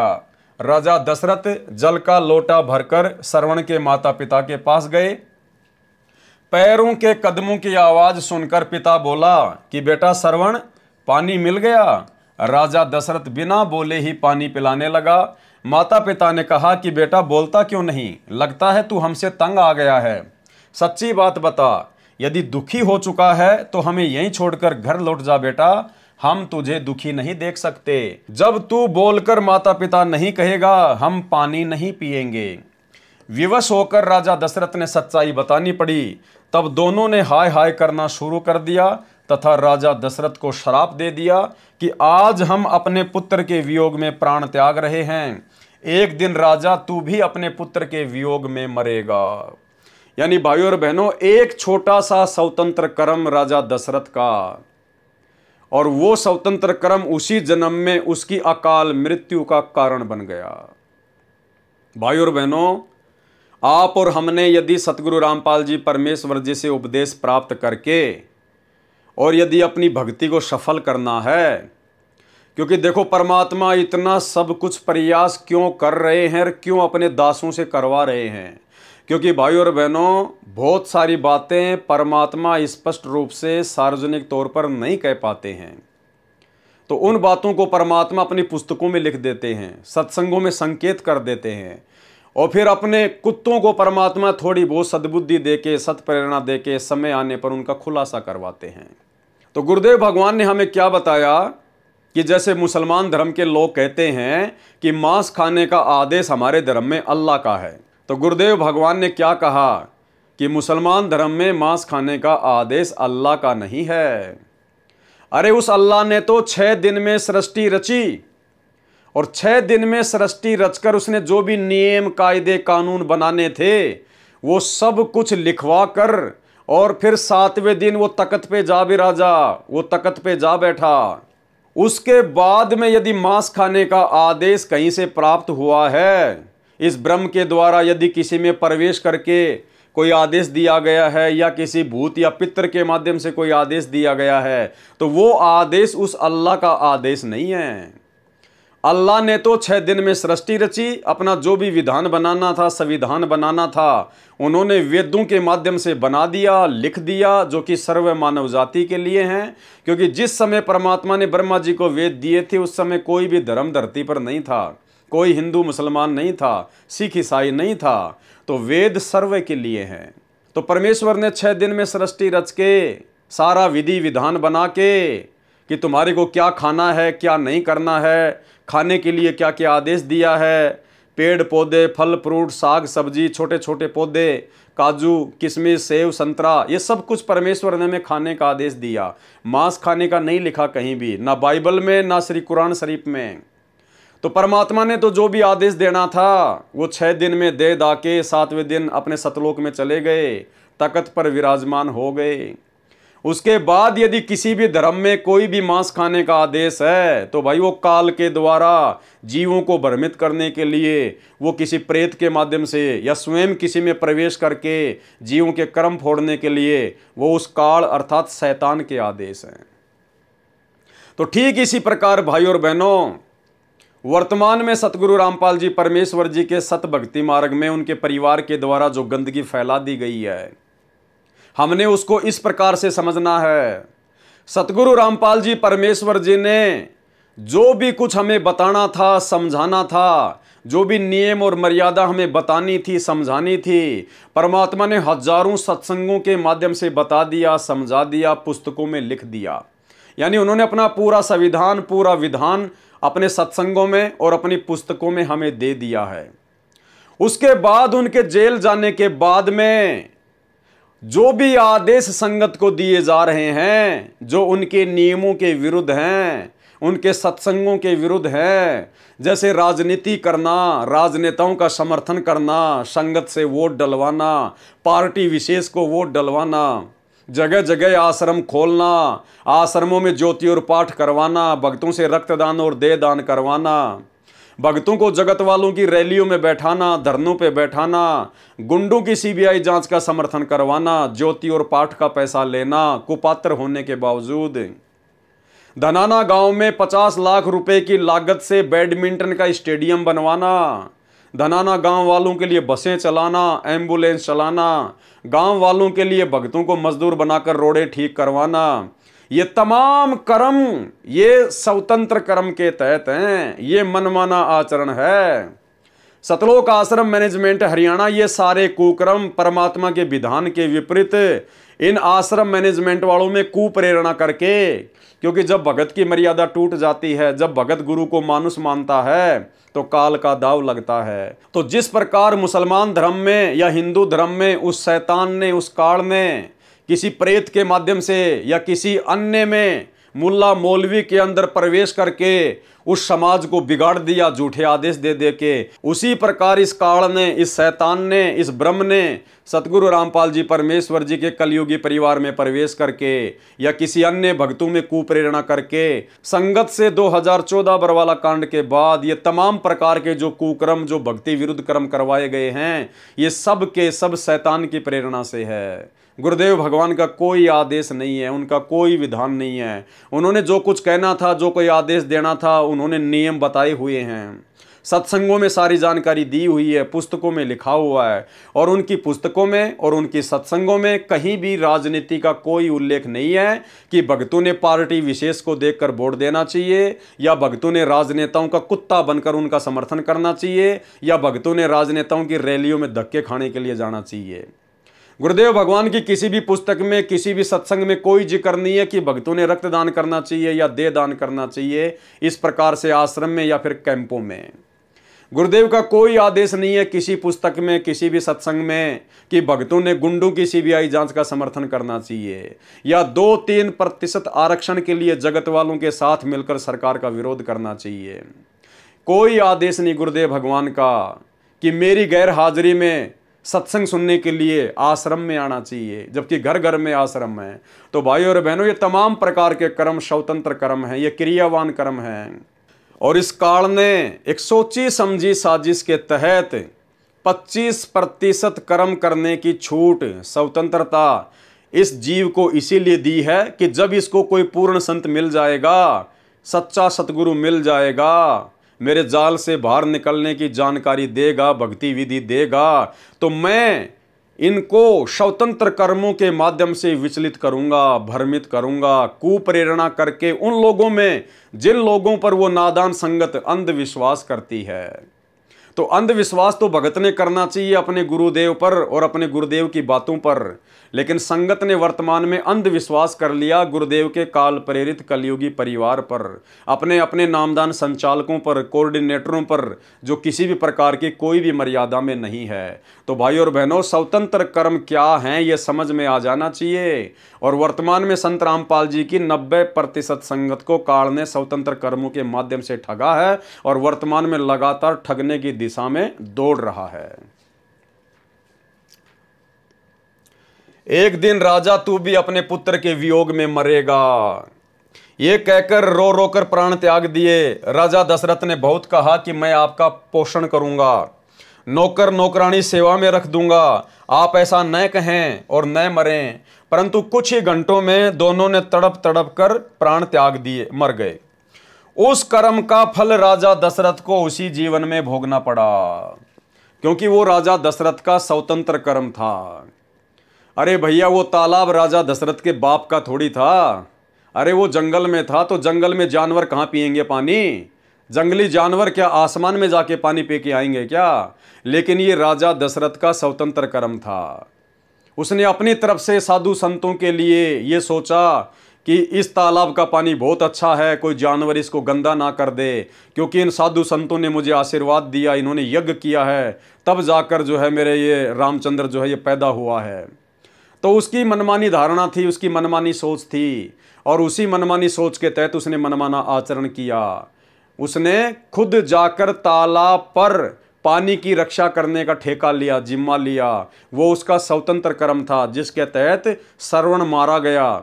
उनके माता पिता ने उसको श्राप दिया, और उसी जन्म में उसी क्रियावान कर्म का, उसी स्वतंत्र कर्म का भोग राजा दशरथ को भोगना पड़ा। श्री रामचंद्र जी का बाप, अयोध्या का राजा, एक छोटे से स्वतंत्र कर्म के कारण, जो स्वतंत्र कर्म भक्ति विधान के विरुद्ध था, उसका भोग उसको भोगना पड़ा। अकाल मृत्यु को प्राप्त हुआ और भूत प्रेत की योनियों में गया, भूत प्रेत की योनियों में। उस कर्म का फल राजा दशरथ को उसी जीवन में भोगना पड़ा जो श्राप का प्रभाव था। श्री रामचंद्र जी जब वनवास को चले तो राजा दशरथ अपने महल की सबसे ऊंची छत अर्थात चौबारे पर चढ़कर देखता रहा। जब रामचंद्र जी कुछ ओझल हुए तो चौबारे की मंडेर पर खड़े हो गए, पंजों के बल एडी उठाकर खड़े होकर पुत्र को देखने लगे तो वहां से गिरकर मर गए। ये राजा दशरथ का प्रारब्ध कर्म नहीं था, यानी राजा दशरथ के द्वारा अपने महल की छत से नीचे गिरना और गर्दन टूटकर मरना, ये उसके भाग्य में लिखा हुआ नहीं था, ये उसका स्वतंत्र कर्म था। यदि वो उस तालाब पर जानवरों को भगाने के लिए या मारने के लिए वो संकल्प नहीं करता, जिम्मेदारी नहीं लेता, तो राजा दशरथ की इस प्रकार से मृत्यु नहीं होती। लेकिन उसकी एक छोटी सी गलती ने, उसके छोटे से स्वतंत्र कर्म ने उसी जन्म में उसको अकाल मृत्यु मरने पर विवश किया। और ठीक इसी प्रकार भाई और बहनों, हमने शिक्षा लेनी है इन सब बातों से। हमें गुरुदेव ये राजा रामचंद्र जी के पिता श्री दशरथ जी की जीवनी पढ़ाकर, हमारे को उनका इतिहास पढ़ाकर परमेश्वर क्या समझाना चाहते हैं। हमें राजा दशरथ से मतलब नहीं है, हमें श्री रामचंद्र जी से मतलब नहीं है, लेकिन उनकी गलतियों से, उस इतिहास से हम भक्तों ने शिक्षा लेनी है, सबक लेना है कि हम वर्तमान में भक्ति मार्ग पर स्वतंत्र कर्मों का सदुपयोग करना सीखें। और यदि दुरुपयोग करेंगे तो श्री रामचंद्र जी के पिता राजा दशरथ की तरह अकाल मृत्यु ही मरेंगे। और ना जाने कितने भगत सतगुरु रामपाल जी परमेश्वर जी के जेल जाने के बाद में हजारों की संख्या में स्वतंत्र कर्मों का दुरुपयोग करते हुए इस जानकारी के अभाव में, साध संगति के अभाव में अकाल मृत्यु को प्राप्त हुए हैं। वैसे तो बहुत सारी घटनाएं हैं, अगर मैं जिक्र करूंगा तो 20-30 घटनाएं तो मेरे पास में कैद हैं कैमरे में, मेरे पास में एविडेंस है, उनके प्रूफ है, उनकी फोटो है, उनके वीडियो हैं। इशार की तारीखों पर आते जाते समय ना जाने कितने भगत भाई बहन काल की भेंट चढ़े हैं, जो उन सब का स्वतंत्र कर्म था।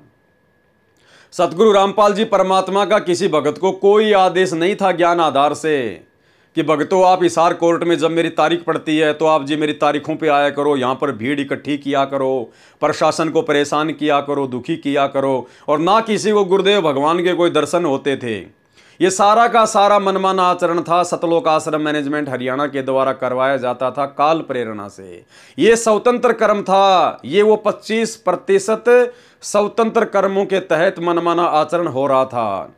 और कई सैकड़ों की संख्या में भगत भाई बहन कोई ट्रेन के नीचे कटकर, कोई भीड़ में, कोई अपने घर पर नहीं पहुंचा, कोई रास्ते में मर गया, ना जाने कितने भगत भाई बहन गाड़ियों से एक्सीडेंट हो के अकाल मृत्यु को प्राप्त हुए हैं। एक छोटा सा आपको एविडेंस देता हूं। इसी प्रकार सन 2018 में महाराष्ट्र के लातूर जिले से 2 मिनी बसें भरकर भक्तों की, जिनमें सतनामी भी थे, सारनामी भी थे, हरियाणा के इशार में सतगुरुदेव भगवान की तारीख पर इशार कोर्ट में जा रहे थे, सतलोक आश्रम मैनेजमेंट हरियाणा के कहने पर, अपने कोऑर्डिनेटरों के कहने पर। और वो बस सुबह दिन के 3 बजे यानी रात्रि में 3 बजे वो दोनों मिनी बस राजस्थान के नागौर जिले में रोड पर एक बैल आ जाने से एक्सीडेंट हो गई, टकरा गई, किसी खेजड़ी के पेड़ से जा टकराई। और भाई और बहनों 13 भगतों की अकाल मृत्यु उस रोड एक्सीडेंट में हुई, जो महाराष्ट्र से आ रहे थे, जो अपने गुरुदेव की इशार की तारीख पर जा रहे थे। तो ये उनका स्वतंत्र कर्म था, जो उन्होंने ज्ञान को आधार नहीं बनाया और अपने कोऑर्डिनेटर के कहने पर या गुरुदेव के कलयुगी परिवार के द्वारा जो मैसेज पीले पर्चे के माध्यम से डाले जाते हैं, केवल उन्हीं को आधार बनाकर ये उनका मनमाना आचरण था और अपने घर से निकल लिए। जबकि भक्तों का कोर्ट में क्या काम है? अरे कोर्ट में तो कानूनी कार्रवाई होती है, वहां तो वकीलों का और जजों का काम है। संगत को ABCD का पता नहीं है, तो संगत का वहां पे जाने का क्या काम था? अरे तुम्हारे गुरु कोई सामान्य व्यक्ति थोड़ी है, कोई सामान्य कोई संत थोड़ी है, स्वयं पूर्ण ब्रह्म परमात्मा है। तुम्हें विश्वास क्यों नहीं था भाई? घर बैठ के अपनी भक्ति करते, परमेश्वर अपने मिशन को पूरा करके अपने हिसाब से आ जाएंगे। और तुमने कौन सा हिसार की तारीखों पे जा के अपने गुरुदेव को हिसार जेल से बाहर निकलवा लिया भाई? जैसे कोरोना आया, सरकार ने डंडे दिखाए, तुम बड़े बड़े भगत जिनसे रहा नहीं जाता था गुरु दर्शनों के बिना, तुम लोग आज तक कभी हिसार की तारीखों में गए? अरे 4 साल हो गई, तुमने कभी दर्शन किए अपने गुरुदेव की हिसार की तारीखों पे जाकर? तो ये सारा का सारा पाखंड था, मनमाना आचरण था। इस काल ने स्वतंत्र कर्मों का दुरुपयोग संगत से करवाना था, गुरुदेव के बेटा बेटी भाई बंधु रिश्तेदारों को और इन स्वार्थी कोऑर्डिनेटरों को निमित्त बनाकर। और कई सैकड़ों की संख्या में परमेश्वर की आत्माएं अकाल मृत्यु को प्राप्त हुई। देखिए ये छोटा सा वीडियो। नमस्कार, वन इंडिया हिंदी में आपका स्वागत है। राजस्थान के नागौर में शनिवार तड़के बड़ा हादसा हो गया। नागौर के कुचामन सिटी के पास 2 मिनी बसें बेकाबू होकर पेड़ से टकरा गई। इस हादसे में 12 लोगों की मौत हो गई, जबकि दर्जन भर लोग घायल हैं। घायलों को स्थानीय अस्पताल में भर्ती कराया गया है। पुलिस के मुताबिक महाराष्ट्र के लातूर और सोलापुर के लोग 2 मिनी बस में सवार होकर हरियाणा के हिसार जा रहे थे। बस किशनगढ़ हनुमानगढ़ मेगा हाईवे से कुचामन सिटी के पास से गुजर रही थी, तभी सामने लावारिस गौवंश आ गए। इन्हें बचाने की कोशिश में एक मिनी बस बेकाबू हो गई और सड़क किनारे खिजड़ी के पेड़ से जा टकराई। उसके पीछे चल रही बस भी बेकाबू हो गई और पेड़ से टकरा गई। वहीं इस दर्दनाक हादसे में एक बच्ची और 4 महिलाओं समेत 12 लोगों की मौत हो गई। वहीं दोनों बसों में सवार यात्रियों में से 10 लोग घायल हैं, जिनमें से 6 की हालत बेहद गंभीर बताई जा रही है। फिलहाल इस खबर में इतना ही। तमाम अपडेट्स के लिए बने रहिए वन इंडिया हिंदी के साथ। इसके बाद देखिए भाइयों और बहनों, ये छोटी सी न्यूज, संत रामपाल जी की तारीख पर गया हुआ भगत हिसार में ट्रेन के आगे आ जाने से कटकर मृत्यु को प्राप्त हुआ। इसके अलावा मुंडका आश्रम की ये न्यूज देखिए। दिल्ली में जो मुंडका आश्रम खोला गया है गुरुदेव के कलयुगी परिवार के द्वारा धार्मिक धंधे के लिए, उस आश्रम में भक्तों को नीचे टैंक की सफाई करने के लिए उतारा गया, 3 भक्तों को, जिसमें 2 भगत उस टैंक में जहरीली गैस से दम तोड़कर मर जाते हैं। यह मनमाना आचरण था, यह स्वतंत्र कर्म का दुरुपयोग था। ऐसी ऐसी ना जाने भाइयों और बहनों सैकड़ों प्रकार की न्यूज भक्तों की अकाल मृत्यु की स्वतंत्र कर्मों के दुरुपयोग के कारण, मैनेजमेंट के कहने पर, मनमाने आचरण के कारण रोजाना आती ही रहती थी। और वर्तमान में इन्होंने अपने धार्मिक धंधे के लिए जितने भी सतलोक आश्रम खोल रखे हैं, इन आश्रमों में जब ये भंडारे वगैरह का आयोजन करते हैं तो ना जाने कितने भगत बेचारे आते जाते समय अकाल मृत्यु को प्राप्त होते हैं, एक्सीडेंट में मारे जाते हैं। तो भाइयों और बहनों, ये काल का बहुत भयंकर षड्यंत्र है, बहुत बड़ा जाल है। परमात्मा की दया हुई जो सत्सेवक भाई बहन इनके षड्यंत्र में नहीं फंसे, गुरुदेव भगवान ने हमें बचा लिया, अन्यथा आज आप और हमारी भी वही दुर्गति होती। और दूसरी तरफ भाइयों और बहनों, जब से इन्होंने अपने धार्मिक धंधे के लिए आश्रम शुरू किए हैं और वहाँ भक्तों ने आना जाना शुरू किया है, उससे पहले हम भाई बहनों ने साध संगतियाँ शुरू कर दी थी। सैकड़ों की संख्या में बड़ी बड़ी साध संगतियाँ हुई, हजारों हजारों भगत आया करते थे। आज तक का इतिहास गवाह है, एक भी भगत की उंगली का नाखून तक भी गुरुदेव भगवान ने नहीं उतरने दिया। कोई भी सत्सेवक अकाल मृत्यु को प्राप्त नहीं हुआ, अकाल मृत्यु को प्राप्त नहीं हुआ। क्यों? क्योंकि हम जो स्वतंत्र कर्म कर रहे थे वो ज्ञान को आधार बनाकर और परमेश्वर के भक्ति विधि विधान अनुसार कर रहे थे, जिसका परिणाम भी अच्छा ही निकलना था। तो भाइयों और बहनों, ये हमने ध्यान रखना है। ये राजा दशरथ का प्रारब्ध कर्म नहीं था, उसकी जो मृत्यु हुई थी वो उसकी अकाल मृत्यु थी, स्वतंत्र कर्म का नतीजा था। श्रवण तथा उसके माता पिता के श्राप से राजा दशरथ की दुर्घटना के कारण अकाल मृत्यु हुई थी, जिस कारण से भूत पितर योनि को प्राप्त हुए। श्री रामचंद्र जी के पिता, जिसको पूरा हिंदू समाज अपना भगवान मानता है, परमात्मा मानता है, श्री रामचंद्र जी को, अरे जब उस भगवान का पिता अकाल मृत्यु मरा और मरने के बाद में भूत प्रेत बना, और इसका प्रमाण तो आपकी रामायण भी देती है मेरे भाई। जब वनवास के दौरान सीता जी अपने पूर्वजों के श्राद्ध निकाला करती थी तो उनकी लिस्ट में सीता जी को, उन भूत और प्रेतों की लिस्ट में सीता जी को राजा दशरथ भी खड़े दिखाई दिए, उसका भी उसने श्राद्ध निकाला। तो जब भगवान श्री रामचंद्र जी का पिता ही भूत बना घूम रहा है, तो वर्तमान में ये जो श्राद्ध निकालते फिरते हैं हमारे आम भगत भाई बहन, इन नकली पंडितों के कहने से, नकली धर्म गुरुओं के भरमाने से, अरे तुम्हारे माता पिता का कहाँ से उद्धार हो जाएगा श्राद्ध निकालने से? तो भाइयों और बहनों, सोचो, विचार करो, सतगुरु रामपाल जी परमेश्वर जी के यूट्यूब पर सत्संग सुनना शुरू करो। जिस कारण से भूत पितर योनि को प्राप्त हुए। जब सीता जी ने वनवास काल में अपने पूर्वजों के श्राद्ध किए तो राजा दशरथ भी पितरों की पंक्ति में बैठे दिखाई दिए, भूत बना हुआ था। राजा दशरथ की मृत्यु क्रियावान यानी वर्तमान कर्म का फल था, स्वतंत्र कर्म का फल था। देख लो भाइयों और बहनों, स्वतंत्र कर्म क्या होते हैं और स्वतंत्र कर्मों का भोग कितना खतरनाक होता है, कितना जबरदस्त होता है। और सतलोक आश्रम मैनेजमेंट हरियाणा ने तो स्वतंत्र कर्मों की बाढ़ सी ला के रख दी है, बाढ़ सी लाकर। इनके साथ क्या बनेगा क्या नहीं बनेगा, वर्तमान में बनेगा या अगले जन्मों में बनेगा, क्योंकि पार होने वाले तो ये है नहीं इस मनुष्य योनि में। और जो जो इन्होंने स्वतंत्र कर्मों का दुरुपयोग किया और संगत से करवाया है, तो भाई उसी रेशियो में भोग भोगना पड़ेगा।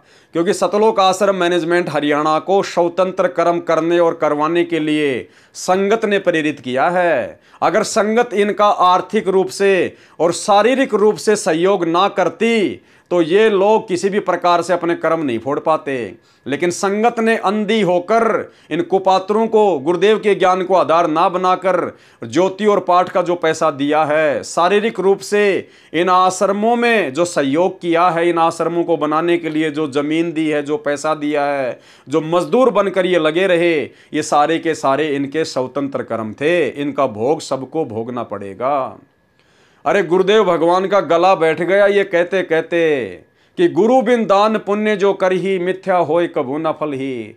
तुम्हारे गुरु जी तो जेल में बैठे हैं और दान लेने का अधिकारी केवल सुपात्र होता है, सुपात्र केवल सतगुरु है, सतगुरु जेल में बैठा है।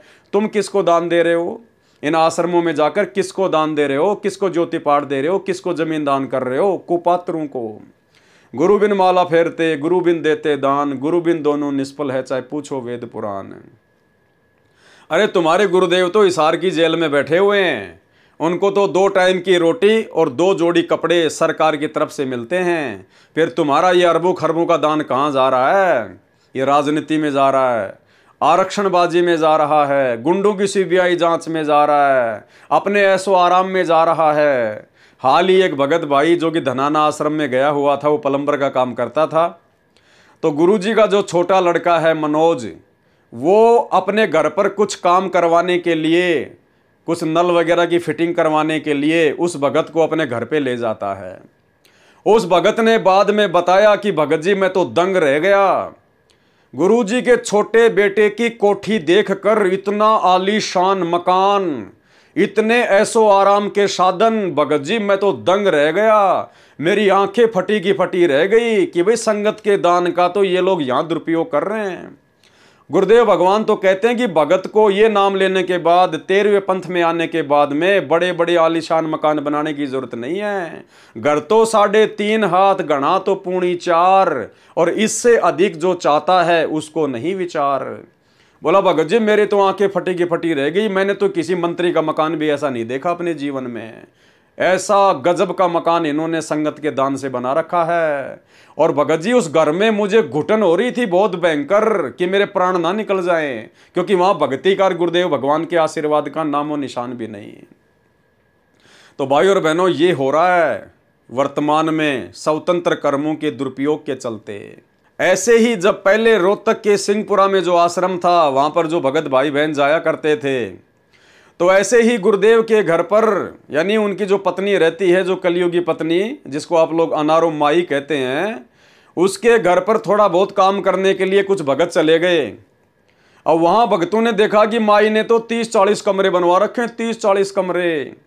तो भगत ने गुरुदेव के ज्ञान आधार से पूछा कि माई रहने के लिए तो 1 या 2 कमरे बहुत होते हैं। गुरुदेव सत्संगों में बताते हैं, आपने इतने सारे कमरे क्यों बना रखे हैं? बोला मैं इनको किराए पे दूंगी, ये मकान में किराए पे चढ़ाऊंगी, ऐसे थोड़ी बनाए हैं।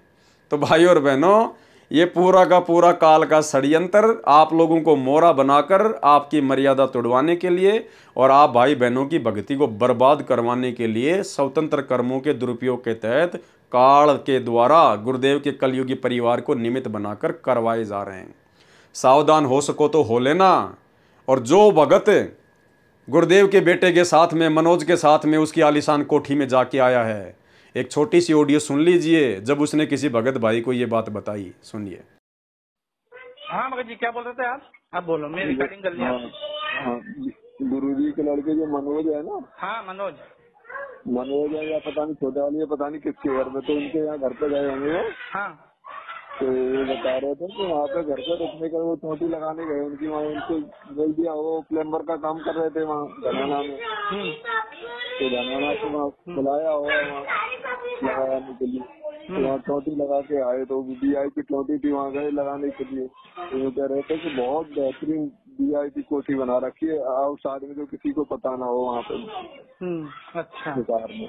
हाँ। तो ये मतलब सारे भक्तों के पैसे से हो रहा है भगत जी, मतलब है नी? वो कर क्या रहे हैं, सारे भक्तों के पैसे चाहिए और चीजें क्यों हैं? हाँ समझे? तो वो वहाँ अंदर गए, बता रहे नौकर है, वहाँ रुकने का नाम नहीं ले रहा था, इतनी घुसंती हो रही थी। और बाप रे। हाँ तो वो तो ऐसा ही रहेगा भगत जी। देखो देखो ये क्या है, ये सारे भक्तों का पैसा है। नहीं, और वो भगत तुम्हारे उधर के इधर रतलाम के ही थे भगत, वो हमारे यहाँ इनकी रिश्तेदारी है उनकी, तो हाँ तो वो आते रहते जानते हैं। अब मैं करूँ अभी देर से बात। अच्छा तो बता रहे कि वहाँ मतलब किसी को बताना मत इस बारे में। हाँ नहीं मेरे को नहीं बताओ, मेरे को क्या करना भगत जी।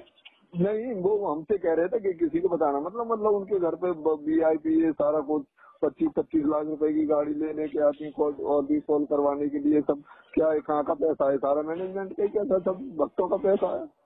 अब भगत जी आप समझो, देखो इस चीज को देखो क्या हो गया ये बताओ अब मेरे को। बिल्कुल हम समझ रहे हैं सब बात। फिर इन कार कोठियान के सिर में मारेगा, सारी उम्र खोदी इन कोठी बनाने में, कार खरीदन में, और कल मृत्यु हो जा, गधा बना फिर कुत्ता बन के अंडे सैर से पट्टे करता। तो ये हमने ज्ञान नहीं था, हम देखा लाएंगे। राजा दशरथ की मृत्यु क्रियावान यानी वर्तमान कर्म का फल था। दूसरा उदाहरण क्या दिया गुरुदेव ने, राजा द्रुपद की पुत्री द्रौपदी, वैसे उसका नाम कृष्णा था। राजा द्रौपद की बेटी होने के कारण द्रौपदी नाम से प्रसिद्ध हुई। द्रौपदी कंवारी थी। उसके पिताजी ने एक नदी के किनारे स्त्रियों के स्नान के लिए जनाना घाट बनवा रखा था। गर्मी का मौसम था। द्रौपदी प्रतिदिन की तरह अपनी सैकड़ों सहेलियों के साथ उस दरिया के घाट पर स्नान करने गई तो देखा एक साधु दरिया के अंदर सीने तक गहरे जल में खड़ा था, हाथ इधर उधर चला रहा था। द्रौपदी ने कुछ देर संत की क्रिया को देखा तो लगा कि साधु स्नान नहीं कर रहा। किनारे पर देखा तो वस्त्र नहीं रखे थे, वह साधु अंधा था। घाट से लगभग 100 फुट दूरी पर दरिया में स्नान करने के मकसद से आया हुआ था। उसको ये नहीं ज्ञान था कि आसपास कोई जनाना घाट यानी लेडीज घाट है। जब लड़कियों की आवाज सुनाई दी तब उसको समझते देर नहीं लगी कि तू गलत स्थान पर आ गया है। राजा की स्त्रियों के स्नान का स्थान आसपास है। शर्म के मारे वह संत दरिया में गहरे पानी में चला गया। छाती तक गहरे पानी में जाकर खड़ा हो गया। उसके पास एक कोपीन 6 इंच चौड़ा 2 फुट लंबा कपड़ा जो पर्दे पर साधु बांधते हैं उसको कोपीन भी कहते हैं। दूसरी नहीं थी, अन्य कोई वस्त्र नहीं था। स्नान करके उसको कुछ देर घास पर डालकर सुखाकर पुनः बांध लेता था या गर्मी के मौसम में पहने ही सूख जाती थी। उस दिन वह कोपीन दरिया के पानी में बह गई। संत नग्न जल में खड़ा खड़ा आसपास हाथों को हिला रहा था कि कोई कपड़ा बहता हुआ आ जाए तो बाहर जाने योग्य बनूं। उस घाट के नीचे की ओर यानी जिधर पानी बहकर जा रहा था उस ओर पानी में संत स्नान कर रहा था। द्रौपदी बुद्धिमान तथा भगत आत्मा थी। पहले तो द्रौपदी ने विचार किया था कि स्नान करके संत से परमात्मा की चर्चा करूंगी। स्नान करने के बाद भी देखा कि संत तो उसी स्थिति में खड़ा है तो समझते देर नहीं लगी। बहन द्रौपदी ने अपनी साड़ी से 8-9 इंच चौड़ा और 3-4 फुट लंबा टुकड़ा फाड़कर दरिया में छोड़ दिया, परंतु संत के हाथ नहीं लगे। ध्यान देना भाई और बहनों, शिक्षा लेनी, हमने शिक्षा लेनी है। द्रौपदी को समझते देर नहीं लगी कि साधु महात्मा नंगा है, लगता है इसका कपड़ा बह गया, शर्म के मारे बाहर निकलना नहीं चाहता, कहीं ऐसा ना हो कि पानी का भाव तेज हो जाए और ये बह जाए। हालांकि वो तो परमात्मा थे, लीला कर रहे थे, लेकिन द्रौपदी तो एक आत्मा थी, एक जीव थी, उसको तो नहीं पता था इस बात का। उन्होंने तो एक अंधा महात्मा ही समझा। तो द्रौपदी ने क्या किया, अपनी साड़ी का पल्लू फाड़ फाड़ कर कोपीन की साइज का, एक टोवेल की साइज का, और उस संत की तरफ यूं छोड़ना शुरू कर दिया। लेकिन वो कपड़ा पानी में दूर से बह जाता, उस अंधे महात्मा को हाथ नहीं लग रहा था। ऐसा द्रौपदी ने 7-8 बार किया, 7-8 बार। अंत में द्रौपदी ने क्या किया, फिर से कपड़ा फाड़ा और जंगल से एक लंबी सी लकड़ी लेके आई, उसके आगे के सिरे पर कपड़ा बांधा और संत महात्मा के पास में यूं कर दिया दूर से। उसने आवाज नहीं लगाई, कहीं आवाज लगाऊंगी तो शर्म के मारे महाराज जी पानी में गहरा ना चला जाए, डूब ना जाए। तो द्रौपदी ने लकड़ी के सारे वो कपड़ा उस अंधे महात्मा के पास में कर दिया। अंधा महात्मा हाथ मार ही रहा था, तुरंत कपड़ा उसने पकड़ लिया और जब उसने कपड़ा देखा उसकी साइज वाइज, तो उसने देखा कि भाई ये कपड़ा वैसे बह के नहीं आया, ये तो किसी बहन बेटी ने तुझे देखकर, तेरी परिस्थिति को देखकर और एक साइज का बिल्कुल काट के भेजा है। उसने अपने गुप्तांग के ऊपर कोपीन बांधा और बाहर निकला और उसने आशीर्वाद दिया कि बेटी, जिस प्रकार से आज तूने मेरी इज्जत रक्षा की है, परमात्मा एक दिन तेरी भी इज्जत रक्षा करे। तो भाई और बहनों, ध्यान देने योग्य बात क्या है, द्रौपदी ने 7-8 बार अपनी साड़ी फाड़ फाड़ के उस साधु महात्मा को दी, यानी उसने दान दिया साड़ी का, लेकिन वो कपड़ा उसके हाथ नहीं लगा। द्रौपदी ने तो दान कर दिया, उसने तो साड़ी फाड़ दी, लेकिन उस महात्मा के हाथ नहीं लगा। अंत में एक कपड़ा उस महात्मा के हाथ लगा और उसी कपड़े के प्रतिफल में परमात्मा ने उसकी साड़ी बढ़ाई। जबकि द्रौपदी ने तो 8-9 कपड़े और भी दान किए थे, लेकिन वो उस संत के हाथ नहीं लगे, इसलिए वो दान में नहीं गिना गया। पहले आप एक छोटा सा सत्संग सुनिए भाई और बहनों, इससे आपको समझ में आ जाएगा। और वर्तमान में जिस प्रकार से ये संगत गुरुदेव भगवान के जेल में रहते सहते जो ज्योति पाठ और दान का पैसा इन आश्रमों में दे रही है, गुरुदेव के कलयुगी परिवार को दे रही है, इन कोऑर्डिनेटरों को दे रही है, ये द्रौपदी की कहानी परमात्मा ने संकेत में इसीलिए बताई है कि समय आने पर मेरे बच्चे इसके ऊपर ज्ञान चर्चा करें, विचार करें कि हम क्या कर रहे हैं। तो आज आपके गुरुजी तो जेल में बैठे हुए हैं, आप किसको ज्योति पाठ और दान का पैसा दे रहे हो? आपके गुरुजी के हाथ तो कुछ भी नहीं लग रहा। अरे द्रौपदी ने तो 8-9 बार साड़ी फाड़ी थी, अंधे महात्मा के हाथ नहीं लगी। जो टुकड़ा उस अंधे महात्मा के हाथ लगा, केवल उसी के प्रतिफल में उसने आशीर्वाद दिया था। इसीलिए गुरुदेव भगवान ने हमें समझाया कि गुरु बिन दान पुण्य जो करही, मिथ्या होए कबू न फल ही। गुरु बिन माला फेरते, गुरु बिन देते दान, गुरु बिन दोनों निष्फल है, चाहे पूछो वेद पुराण। तो भाई द्रौपदी की तरह वर्तमान में भक्तों का दान गुरुजी के हाथ नहीं लग रहा, ये तो गुरुजी के कलयुगी परिवार के हाथ लग रहा है, उनको पात्रों के हाथ लग रहा है। और उनको पात्रों ने आपके दान धर्म का दुरुपयोग करने में कोई कसर नहीं छोड़ रखी। 50-50 लाख का खेल का स्टेडियम, गुरुजी तो ताश भी खेलने के लिए मना करते हैं, सहयोग भी नहीं करना। फिर तुमने धनाना गांव वालों के लिए 50 लाख का बैडमिंटन का स्टेडियम क्यों बनवाया? धनाना गांव वालों के लिए एम्बुलेंस चला दी, बसें चला दी। धनाना आश्रम में तुम 3 एकड़ जमीन में हॉस्पिटल खोल रहे हो, तुम्हारी बुद्धि भ्रष्ट हो गई है। ये भगवान तो अपनी भक्ति से जिन लोगों को हॉस्पिटल से जवाब मिल जाता है उनका रोग काटते हैं, और तुम उसी संत के नाम से उसकी संगत का दान और समय बर्बाद करते हुए आश्रम में ही हॉस्पिटल का काम शुरू कर दिया। गुंडों की सीबीआई जांच, गुंडों को सीबीआई जांच के लिए 5-5 लाख रुपए देना, आरक्षणों में भक्तों को बैठाना, करोड़ों रुपए आरक्षण वालों को देना। तो भाई और बहनों समझ जाओ, नहीं तो दुर्गति तैयार है। तो सुनिए छोटा सा सत्संग।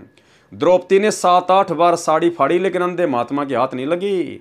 अंत में एक टुकड़ा हाथ लगा, और गुरुदेव कह रहे उसी एक टुकड़े के प्रतिफल में, उन 8-9 टुकड़ों के प्रतिफल में नहीं। जो उस महात्मा के हाथ लगा जो दान, केवल उसी के प्रतिफल में द्रौपदी का चीर परमात्मा ने बढ़ाया था। तो भाई हमारे पूज्य गुरुदेव तो हिसार जेल में बैठे हैं, तुम्हारा ज्योति पाठ का पैसा कहां जा रहा है महापुरुषों? सुनिए सत्संग। धर्म बिना धापे नहीं ये प्राणी प्रपंच, आस बिरानी क्यों कर रतन दिया हो तो संच। एक दिन पहले दान किया तो आज मिलेगा, अन्यथा चाहे सिर पटक ले, चाहे कितने किसी प्रकार की तू अन्य साधना कर ले। हाँ, ये मान लीजिए तेरे भाग्य में नहीं है, पूर्व में दान नहीं कर पाया, तो अब आपको तरीका बताया जा रहा है, ऐसे कीजिए। प्रमाण है कि जैसे द्रौपदी ने उसी जन्म में एक अंधे महात्मा को एक बिलहाता अर्थात 8-9 इंच का एक कपड़ा लंगोट टाइप, कोपीन टाइप बनाकर पाड़ कर दिया था। यानी वैसे तो उसने लगभग सारी साड़ी पाड़ कर डाल दी थी नदी में। अंधा महात्मा था, हाथ नहीं लग गया, वह एक लकड़ी का लपेट कर उसके हाथ का लगा दिया। अर्थात उस इतने के कपड़े का दान का इसी जन्म में भी परमात्मा ने उसको लाभ दे दिया, क्योंकि वो सुपात्र को दान किया गया था। वो परमात्मा कहता है कि जो जन मेरी शरण है ताका हूं मैं दास, गेल गेल ला गया फिरूं जब तक धरती आकाश। बहन द्रौपदी ने अपनी साड़ी से 8-9 इंच चौड़ा और 3-4 फुट लंबा टुकड़ा फाड़कर दरिया में छोड़ दिया, परंतु संत के हाथ नहीं लगा। ऐसे ऐसे 7-8 टुकड़े साड़ी से फाड़ फाड़ कर डाले, परंतु व्यर्थ रहे। क्या कह रहे हैं गुरुजी? परंतु व्यर्थ रहे, बेकार गया वो दान, क्योंकि संत के हाथ नहीं लगा, क्योंकि संत को दिखाई नहीं दे रहा था। लड़की होने के नाते द्रौपदी बोलना नहीं चाहती थी कि कहीं मेरे बोलने से संत शर्म के मारे और गहरा दरिया में चला न जाए। आगे दरिया बहुत गहरी है, पानी का बहाव भी बहुत तेज है। बहन द्रौपदी ने एक टुकड़ा और फाड़ा, यानी साड़ी आधे से अधिक फाड़ दी और जंगल से एक लंबी लकड़ी उठाकर उसके सिरे से कपड़े का टुकड़ा लपेटकर संत के हाथों के पास कर दिया। संत के हाथों से कपड़ा लगा तो तुरंत पकड़ लिया। पहले तो सोचा कि किसी बहन बेटी का कोई कपड़ा बहकर आ गया होगा, परंतु कोपीन आकार का कपड़ा हाथों से पहचान कर समझ गया कि किसी बेटी ने अपनी साड़ी फाड़कर कोपीन बनाई है। संत ने कहा, हे बेटी, तेरा भला करे करतार, तूने मेरे पर्दे की ओट करके मेरी लाज रखी है। तेरे को परमात्मा अनंत वस्त्र दे तथा तेरे पर्दे गुप्तांग की लाज रखे। क्योंकि सतगुरु रामपाल जी भगवान को पता था, इस कबीर परमात्मा को पता था कि आगे चलकर मेरी इस प्यारी आत्मा के साथ में बदतमीजी की जाएगी काल प्रेरणा से, इसको निर्वस्त्र भरी सभा में किया जाएगा। तो परमेश्वर अपनी ऐसी आत्माओं के पिछली भक्ति के कारण परमात्मा कोई न कोई बहाना बनाकर सतगुरु रामपाल जी भगवान, ये कबीर भगवान, अपनी आत्माओं के प्रारब्ध में अच्छे कर्म लिखवा देता है, कर देता है। तो ये बहन द्रौपदी का स्वतंत्र कर्म था, उस अंधे महात्मा को दान करना अपनी साड़ी का, ये बहन द्रौपदी का स्वतंत्र कर्म था। लेकिन उसका दान सुपात्र के हाथ में लग गया। अगर किसी कुपात्र के हाथ में लग जाता तो बहन द्रौपदी की इज्जत रक्षा नहीं होती। वो कुपात्र क्या करता, फिर बाहर निकलकर अपना सुल्फा भरता और वो ही पीता, या आन उपासना कर रहा होता। तो बहन द्रौपदी को कुपात्र को साड़ी दान करने के कारण किसी प्रकार का कोई लाभ नहीं होता, लेकिन उसने सुपात्र को दान किया। तो भाई भक्तों, सुपात्र तो वर्तमान में हिसार जेल में बैठा है, बाकी तो सब कुपात्र ही कुपात्र हैं। और कुपात्रों को जाकर आश्रमों में जो तुम दान पुण्य कर रहे हो, ज्योति पाठ का पैसा दे रहे हो, आश्रमों के लिए जमीन दे रहे हो, ये तुम्हारे स्वतंत्र कर्म का दुरुपयोग करवा रहा है काल, दुरुपयोग। साधु बोले सहज सुभाए, साधु का बोला मिथ्या न जाए। यानी जो पूर्ण संत होता है, जो पूर्ण सतगुरु होता है, वो अगर नॉर्मल भी कोई बात बोल दे, आपस में बैठा बैठा या हंसी मजाक में या जैसे भी है, अगर कोई भी बात बोल देता है तो परमात्मा कहते हैं साधु का वचन कभी झूठा नहीं जाता है। साधु बोले सहज स्वभाव, साधु का बोला मिथ्या ना जाए। संत वचन पलटे नहीं, चाहे पलट जाए ब्रह्मांड। जो सच्चा संत होता है, सच्चा सतगुरु होता है, उसका वचन कभी खाली नहीं जाता। विचार करने की बात है, राजा की लड़की के साथ तो 2-4 नौकरानी भी होती हैं। द्रौपदी उनको भी कह सकती थी कि तुम अपनी साड़ी से कपड़ा फाड़कर डाल दो, परंतु उसको अध्यात्म ज्ञान था तथा पूर्व जन्म का शुभ संस्कार था, जिस कारण से उसने विचार किया कि मैं रोटी खाऊंगी तो मेरा पेट भरेगा, बांदी खाएगी तो बांदी का पेट भरेगा, यानी मैं दान करूंगी तो मुझे लाभ होगा, बांदी दान करेगी तो उसको लाभ होगा। द्रौपदी ने इसलिए यह अवसर हाथ से नहीं जाने दिया। संत कोपीन बांधकर चला गया, लड़कियां पहले चली गई थी। द्रौपदी का विवाह अर्जुन के साथ हुआ। माता की आज्ञा अनुसार वह 5 पांडवों की पत्नी बनी। जिस समय राजा युधिष्ठिर जुए के खेल में दुर्योधन से सर्वराज तथा द्रौपदी को भी हार गए, तब भरी सभा में दुर्योधन ने द्रौपदी को नंगी करने की योजना बनाई। दुर्योधन ने अपने भाई दुशासन से कहा कि द्रौपदी को नंगा करके मेरी जांग पर बैठा। सभा में 5 पांडव, 101 कौरव तथा गुरु द्रोणाचार्य, दानवीर कर्ण, भीष्म पितामह, चाचा विदुर तथा अन्य सेनापति उपस्थित थे। दुर्योधन का आदेश पाकर दुशासन द्रौपदी की साड़ी का पल्ला पकड़कर साड़ी उतारने लगा। द्रौपदी ने पहले तो अपने 5 पतियों की ओर देखा, वे जुए में हार चुके थे, मर्यादा में बंधे थे। नीचे गर्दन कर ली, देखा तक नहीं, अन्य उपस्थित महानुभावों की ओर देखा और रक्षा की प्रार्थना की, परंतु वे दुर्योधन का मलिन अन्न खाकर मलिन आत्मा हो चुके थे। उस सभा में एक संत विदुर जी विराजमान था, जो इंसान बीज था। विदुर जी खड़ा हुआ और दुर्योधन से कहने लगा कि हे दुर्योधन, आप किसकी बेइज्जती कर रहे हो? आपका एक कुल, एक परिवार है, जनता कहेगी कि अपनी इज्जत आप ही खराब कर दी। कुछ विचार से काम लो, अहंकार में अंधा न हो। यह बात सुनकर दुर्योधन अपने चाचा विदुर को बुरा भला कहने लगा कि तू गुलाम सोच का व्यक्ति है, तू तो बांदी नौकरानी का पुत्र है, तू तो पांडवों का सदा ही पक्ष लेता आ रहा है। ये सुनकर भीष्म पितामह, गुरु द्रोणाचार्य तथा कर्ण मुस्कुराए। अब देखना भाई और बहनों इनके साथ में क्या बनेगी। भीष्म पितामह, गंगा पुत्र गुरु द्रोणाचार्य और ये सूर्य पुत्र कर्ण। दुर्योधन ने उठकर अपने चाचा के मुख पर थप्पड़ मारा, विदुर सभा छोड़कर चला गया। भाई एक सच्चे न्यायकारी व्यक्ति का, एक सच्चे भगत का यही होता है, या तो सभा में बैठो मत, अगर सभा में बैठो तो सच को सच कहो, चाहे कीमत कोई भी क्यों ना चुकानी पड़े। और यदि आपकी बात को कोई नहीं मानता है तो सभा को त्याग कर चल देना चाहिए, अन्यथा दोषी बन जाओगे। भीष्म पितामह, द्रोणाचार्य या कर्ण में से कोई एक भी खड़ा होकर यह कह देता कि दुर्योधन तुम भाई भाई कुछ भी करो, परंतु सभा में अबला के साथ दुर्व्यवहार ठीक नहीं, यह क्षत्रिय धर्म के विरुद्ध है, तो कौरवों की क्या मजाल थी कि वे द्रौपदी के चीर को हाथ लगा दें। उन्होंने कुछ भी प्रतिक्रिया नहीं की, सभा में बैठे रहे।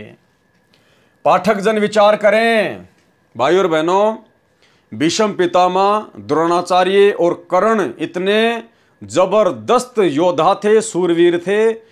गुरुदेव भगवान कहते हैं उनमें से अगर एक भी खड़ा होके कह देता कि नालायको तुम ये क्या कर रहे हो, अरे एक ही परिवार के भाई बंधु और अपनी इज्जत को उछाल रहे हो तुम, अगर एक भी खड़ा होके हिम्मत कर लेता, दुर्योधन की औकात नहीं थी।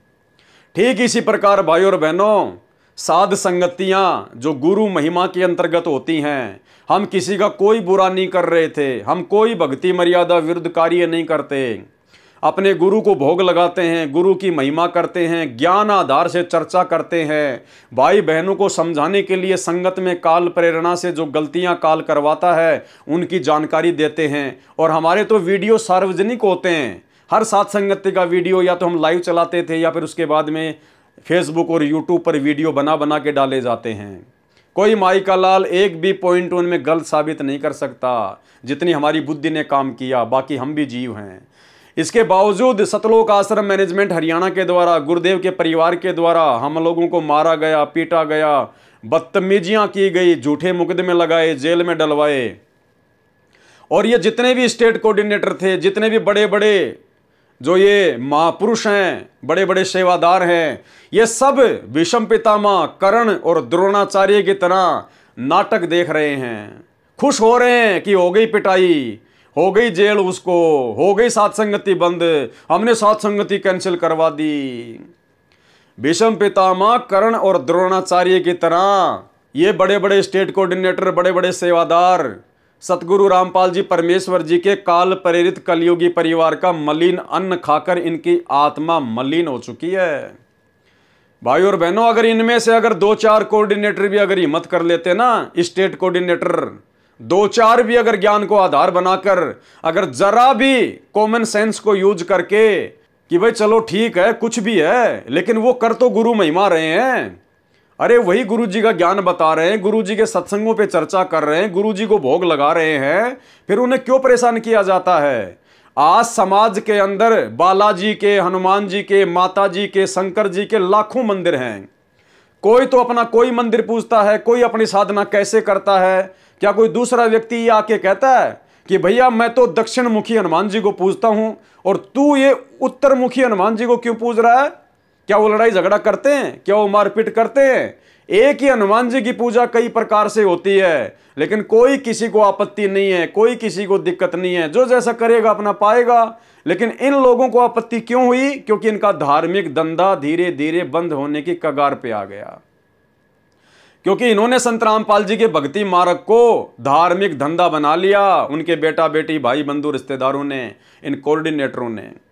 अगर 2-4 स्टेट कोऑर्डिनेटर या मुख्य सेवादार भी, जिनके ऊपर संगत विश्वास करती है नादानी में, अगर वो हिम्मत करके खड़े हो जाते और सात संगतियों के पक्ष में आ जाते, क्योंकि सात संगतियां सत्य हैं और सत्य का पक्ष लिया जाता है, तो गुरुजी के बेटा बेटी की, गुरुजी के भाई की औकात नहीं है। उसके बाद फिर वो सात संगतियों को बंद करवा दें, सात संगतियों में मारपीट करवा दें, या पुलिस वालों को शराब पिला के उनको पैसे दे के सात संगतियों में भेजकर सत्सेवक भाई बहनों की पिटाई करवाएं। जिस प्रकार से दिल्ली की सात संगति में पुलिस वालों को शराब पिलाकर भक्तों की मार पिटाई जो है वो करवाई गई। तो भाई और बहनों, इनके साथ में क्या बनेगी? अरे चलो, भीष्म पितामह, द्रोणाचार्य और कर्ण को तो ये तत्व ज्ञान नहीं था भाई, लेकिन तुम्हारे को तत्व ज्ञान देने में गुरुदेव ने कौन सी कमी छोड़ दी? तो भाई संभल के रहना, कर्म तुम्हारे बिगड़ चुके हैं, तुमने स्वतंत्र कर्मों का दुरुपयोग किया है। आने वाले समय में क्या होगा, सावधान हो जाना। और आने वाले समय में फिर भीष्म पितामह, द्रोणाचार्य और कर्ण के साथ क्या हुआ, और फिर उसका क्या कारण बताया गुरुजी ने कि इन ऐसे ऐसे महापुरुषों की दुर्गति क्यों हुई। परंतु सभा में अबला के साथ दुर्व्यवहार ठीक नहीं है, यह क्षत्रिय धर्म के विरुद्ध है। तो कौरवों की क्या मजाल थी कि वे द्रौपदी के चीर को हाथ लगा दें। उन्होंने कुछ भी प्रतिक्रिया नहीं की, सभा में बैठे रहे। पाठक जन विचार करें, उनका सभा में बैठे रहना क्या दर्शाता है? उनके मन की घोर नीचता, सामने द्रौपदी को नंगा करने का प्रयत्न। भीष्म पितामह, कर्ण, द्रोणाचार्य सहित सर्व सभासद तमाशा देख रहे थे। वे द्रौपदी के गुप्तांग को देखने के लिए बैठे थे। क्या कह रहे हैं गुरुदेव भगवान? वे द्रौपदी के गुप्तांग को देखने के लिए बैठे हुए थे, उसके अंगों को देखने के लिए। उनके मन में दोष था, यह स्पष्ट है। और वहां क्या रीछ नचाया जा रहा था? यही कारण था कि तीनों, द्रोणाचार्य, भीष्म पितामह और कर्ण, बाणों से छलनी किए गए। अंत में क्या दुर्गति हुई उनकी? बाणों से छलनी किए गए। उन्होंने सत्य का साथ नहीं दिया, उनके मन में दोष था, उन्होंने झूठों का साथ दिया। ये जितने भी स्टेट कोऑर्डिनेटर हैं, जितने भी बड़े बड़े सेवादार हैं, इन सब के मन में दोष है, स्वार्थ है, लालच है। काल प्रेरणा से इन्होंने कभी भी साथ संगत वालों का सत्य आधार से पक्ष नहीं लिया। और ये सतलोक आश्रम मैनेजमेंट हरियाणा वालों का, गुरुदेव के परिवार वालों का मलिन अन्न खाकर इन सब की बुद्धि भीष्म पितामह, द्रोणाचार्य और कर्ण की तरह गंदी हो चुकी है। यही कारण था कि तीनों, द्रोणाचार्य, भीष्म तथा कर्ण, बाणों से छलनी किए गए थे। क्योंकि भाई और बहनों, ये उनका स्वतंत्र कर्म था, ये उन तीनों का स्वतंत्र कर्म था। वो चाहते तो हिम्मत करके उस बहन को निर्वस्त्र होने से बचा भी सकते थे, और परमात्मा के अजाब से वो बच जाते, कहर से वो बच जाते, लेकिन उन्होंने अपने स्वतंत्र कर्म का दुरुपयोग किया। ठीक इसी प्रकार ये स्टेट कोऑर्डिनेटर और बड़े बड़े सेवादार, इन्होंने भी अपने स्वतंत्र कर्मों का दुरुपयोग किया। जबकि पवन दास के वीडियो ये लोग सबसे पहले देखते हैं, सब देखते हैं, उसके बाद ही तो ये संगत को भ्रमित करते हैं कि उसके वीडियो मत देखो। क्योंकि इनको पता है कि अगर पवन दास के वीडियो किसी ने देख लिए, भाई सच्चाई से परिचित हो जाएगा, हमारे अज्ञान और पाखंड का उनको पता चल जाएगा। फिर आश्रम में कौन आएगा, ज्योति पाठ का पैसा कौन देगा, हमारा धंधा कैसे चलेगा। इसीलिए तो इन लोगों ने मुझ पवन दास के वीडियो देखने से संगत को डराया, मना किया, धमकाया, गुरुद्रोही कर दिया जाएगा, तुम्हें आश्रम में नहीं आने दिया जाएगा। अरे परमात्मा कहते हैं, कहे कबीर सोए जन मेरा, जो नीर खीर का करे ने बेरा।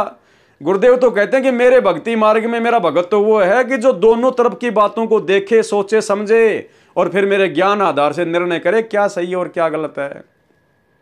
खुद हमारे सतगुरुदेव भगवान ने नकली संतों के सत्संग दिखा दिखा के, इनके कैसेट दिखा दिखा के, इनके सत्संग दिखा दिखा के, इनके पुस्तकें दिखा दिखा के आप और हमारे को भक्ति मार्ग पर सत्य से परिचित कराया है। अगर हम खाली अपने गुरुदेव का देखते रहते और दूसरे पंथों के अज्ञान को ना देखते तो हम कभी भी इतने दृढ़ नहीं होते। लेकिन गुरुदेव ने दोनों तरफ की बातें दिखाई है।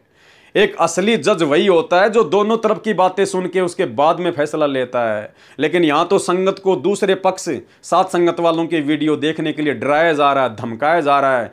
अरे क्या संत रामपाल जी भगवान का ज्ञान इतना कमजोर है तुम लोगों की दृष्टि में? अगर पवन दास के वीडियो देख लेंगे तो भक्ति से दूर हो जाएंगे। अरे भैया, इतना ज्ञान कमजोर नहीं है पूज्य गुरुदेव भगवान का। ये तो तत्व ज्ञान है। और ज्ञान सब ज्ञान अड़ी, कबीर ज्ञान सो ज्ञान, जैसे घोड़ा तोप का करता चले मैदान। लेकिन तुमको चिंता तुम्हारे धार्मिक धंधे की कि पवन दास के यदि सत्य वीडियो किसी ने देख लिए तो भगत तो फिर इन आश्रमों की तरफ मुंह करके भी नहीं सोएगा। लेकिन भाई कब तक निभेगी, कब तक निभेगी? ज्यादा दिन नहीं है। यही कारण था कि तीनों द्रोणाचार्य, भीष्म तथा कर्ण बाणों से छलनी किए गए थे। ये उनको उसी जन्म के कर्म का पाप फल था। ये उन तीनों को उसी जन्म के स्वतंत्र कर्म का परिणाम भोगना पड़ा। उनको दुर्योधन को रोकना चाहिए था, यदि नहीं तो सभा छोड़कर चला जाना चाहिए था। इसी प्रकार इन स्टेट कोऑर्डिनेटरों को, बड़े बड़े सेवादारों को जो इन आश्रमों में रहते हैं, इनको मैनेजमेंट वालों को रोकना चाहिए था, गुरुदेव के परिवार वालों को समझाना चाहिए था कि नालायको वो क्या गलत कर रहा है। अरे वो बेचारा तुम्हारे तो बाप के गुण गा रहा है, तुम्हारे तो गुरु का गुण गा रहा है, और वो कर क्या रहा है, कौन सा वो आसाराम की बातें बता रहा है। और फिर भी यदि वो नहीं मानते तो ठोकर मार देनी चाहिए थी ऐसे स्टेट कोऑर्डिनेटर के जो है पद को, ऐसे स्टेट कोऑर्डिनेटर के पद को ठोकर मार देनी चाहिए थी कि थूकता हूं तेरे स्टेट कोऑर्डिनेटर के पद पे, पकड़। भक्ति करने के लिए आए हैं, गुलामी और चापलूसी के लिए नहीं आए। गुरुजी पार करेंगे, तुम पार नहीं करोगे। हम तो सत्य के साथी हैं, और सत्य चाहे तुम्हारे साथ में हो चाहे सत्संगति में हो, हम तो भाई सत्य के साथी हैं, क्योंकि हमारा पिता सत्संगी है। जब हमारा बाप सत्य का साथी है तो हम तुम जैसे झूठों का साथ क्यों दें। लेकिन इन्होंने तो उल्टा उनके कुकर्मों में बढ़ चढ़ के सहयोग किया, बढ़ चढ़ के सहयोग किया, और वर्तमान में भी कर रहे हैं, और बेचारी भोली भाली संगत के तेजी से कर्म फुड़वा रहे हैं। यदि नहीं तो सभा छोड़कर चला जाना चाहिए था, तब वे पाप के भागी नहीं बनते। और आगे क्या बताया गुरुदेव ने, जो अधिकारी है और अपने कर्तव्य से गिरता है वह महापाप का भागी होता है। ये जितने भी स्टेट कोऑर्डिनेटर हैं ये सब एक प्रकार से अधिकारी हैं, पूरे स्टेट की संगत इनके पीछे लगी हुई है। नादानी में इनके एक आदेश की प्रतीक्षा में चाहे संगत से कुछ भी कुकर्म करवा लो, तो ये लोग अधिकारी हैं वर्तमान में। और अधिकारी व्यक्ति यदि इस प्रकार से अपने अधिकार का दुरुपयोग करता है तो गुरुदेव कहते हैं महापाप का भागी होता है, वह महापाप का भागी होता है। द्रौपदी ने देखा कि सांसारिक सहारा तो नकली निकला, तब सबकी आशा त्याग कर परमात्मा की आशा लगाई। तो परमेश्वर ने, कौन से परमेश्वर ने? सतगुरु रामपाल जी परमेश्वर ने, इस कबीर भगवान ने। तो परमेश्वर ने उस अंधे महात्मा को दिए चीर के लीर टुकड़े के प्रतिफल में, और साधु के आशीर्वाद के प्रताप से द्रौपदी का चीर अनंत कर दिया। दुशासन में 100 हाथियों जितनी शक्ति थी, द्रौपदी तो उसके सामने कमल की फूल थी। दुशासन का पसीना छूट गया, साड़ी को खींचते खींचते थक गया, साड़ी का ढेर लग गया, परंतु अंत नहीं आया। तब द्रौपदी को श्री कृष्ण जी ने बाद में बताया कि यह तो तेरा चीर बड़ा है ना, ये उस अंधे महात्मा को दिए कपड़े का फल है जो तूने विवाह से पहले दरिया में स्नान करते समय दिया था। एक चीर के कारण मेरा बढ़ गया चीर अपार। चीर यानी वो कपड़े का टुकड़ा। द्रौपदी ने फिर क्या कहा कि एक चीर के कारण मेरे बढ़ गए चीर अपार, जो मैं पहले जानती तो देती सब कुछ वार। अगर मुझे पहले पता होता कि ये अंधा महात्मा इतनी बड़ी शक्ति है और इसको दिया गया दान आगे चलकर इतना बड़ा लाभ देगा, तो द्रौपदी कहती है साड़ी क्या, मैं तो अपना सब कुछ वार देती, धन दौलत वगैरह सब कुछ।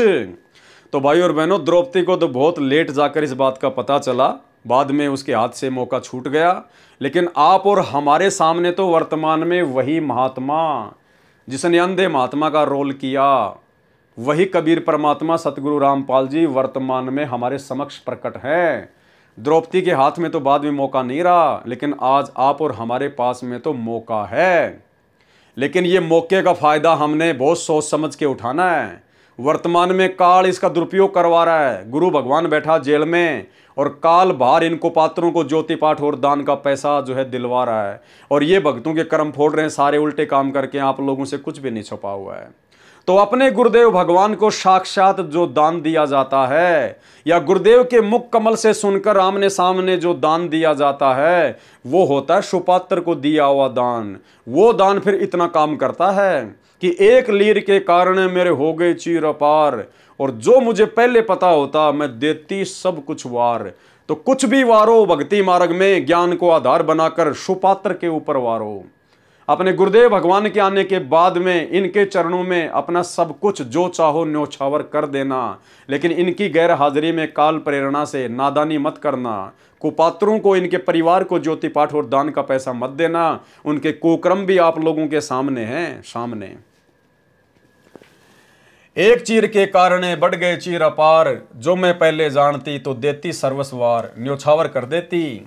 ये कर्म फल द्रौपदी को उसी जन्म के कर्म का फल मिला। ये द्रौपदी का स्वतंत्र कर्म था जो उसने उसी जन्म में किया, और उसका शुभ परिणाम भी उसको उसी जन्म में मिल गया। परमात्मा ने उसको निर्वस्त्र होने से बचाया। यह एक आध विशेष आत्मा के साथ ही होता है। कर्म फल को समझने के लिए उपरोक्त उल्लेख पर्याप्त है। गुरुदेव कह रहे बहुत कुछ समझा दिया, समझदार को संकेत काफी होता है। आप और हम कोई आम व्यक्ति नहीं है, आम प्राणी नहीं है। गुरुदेव ने हमें 30 साल से भक्ति मार्ग में, तत्व ज्ञान में रंग दिया।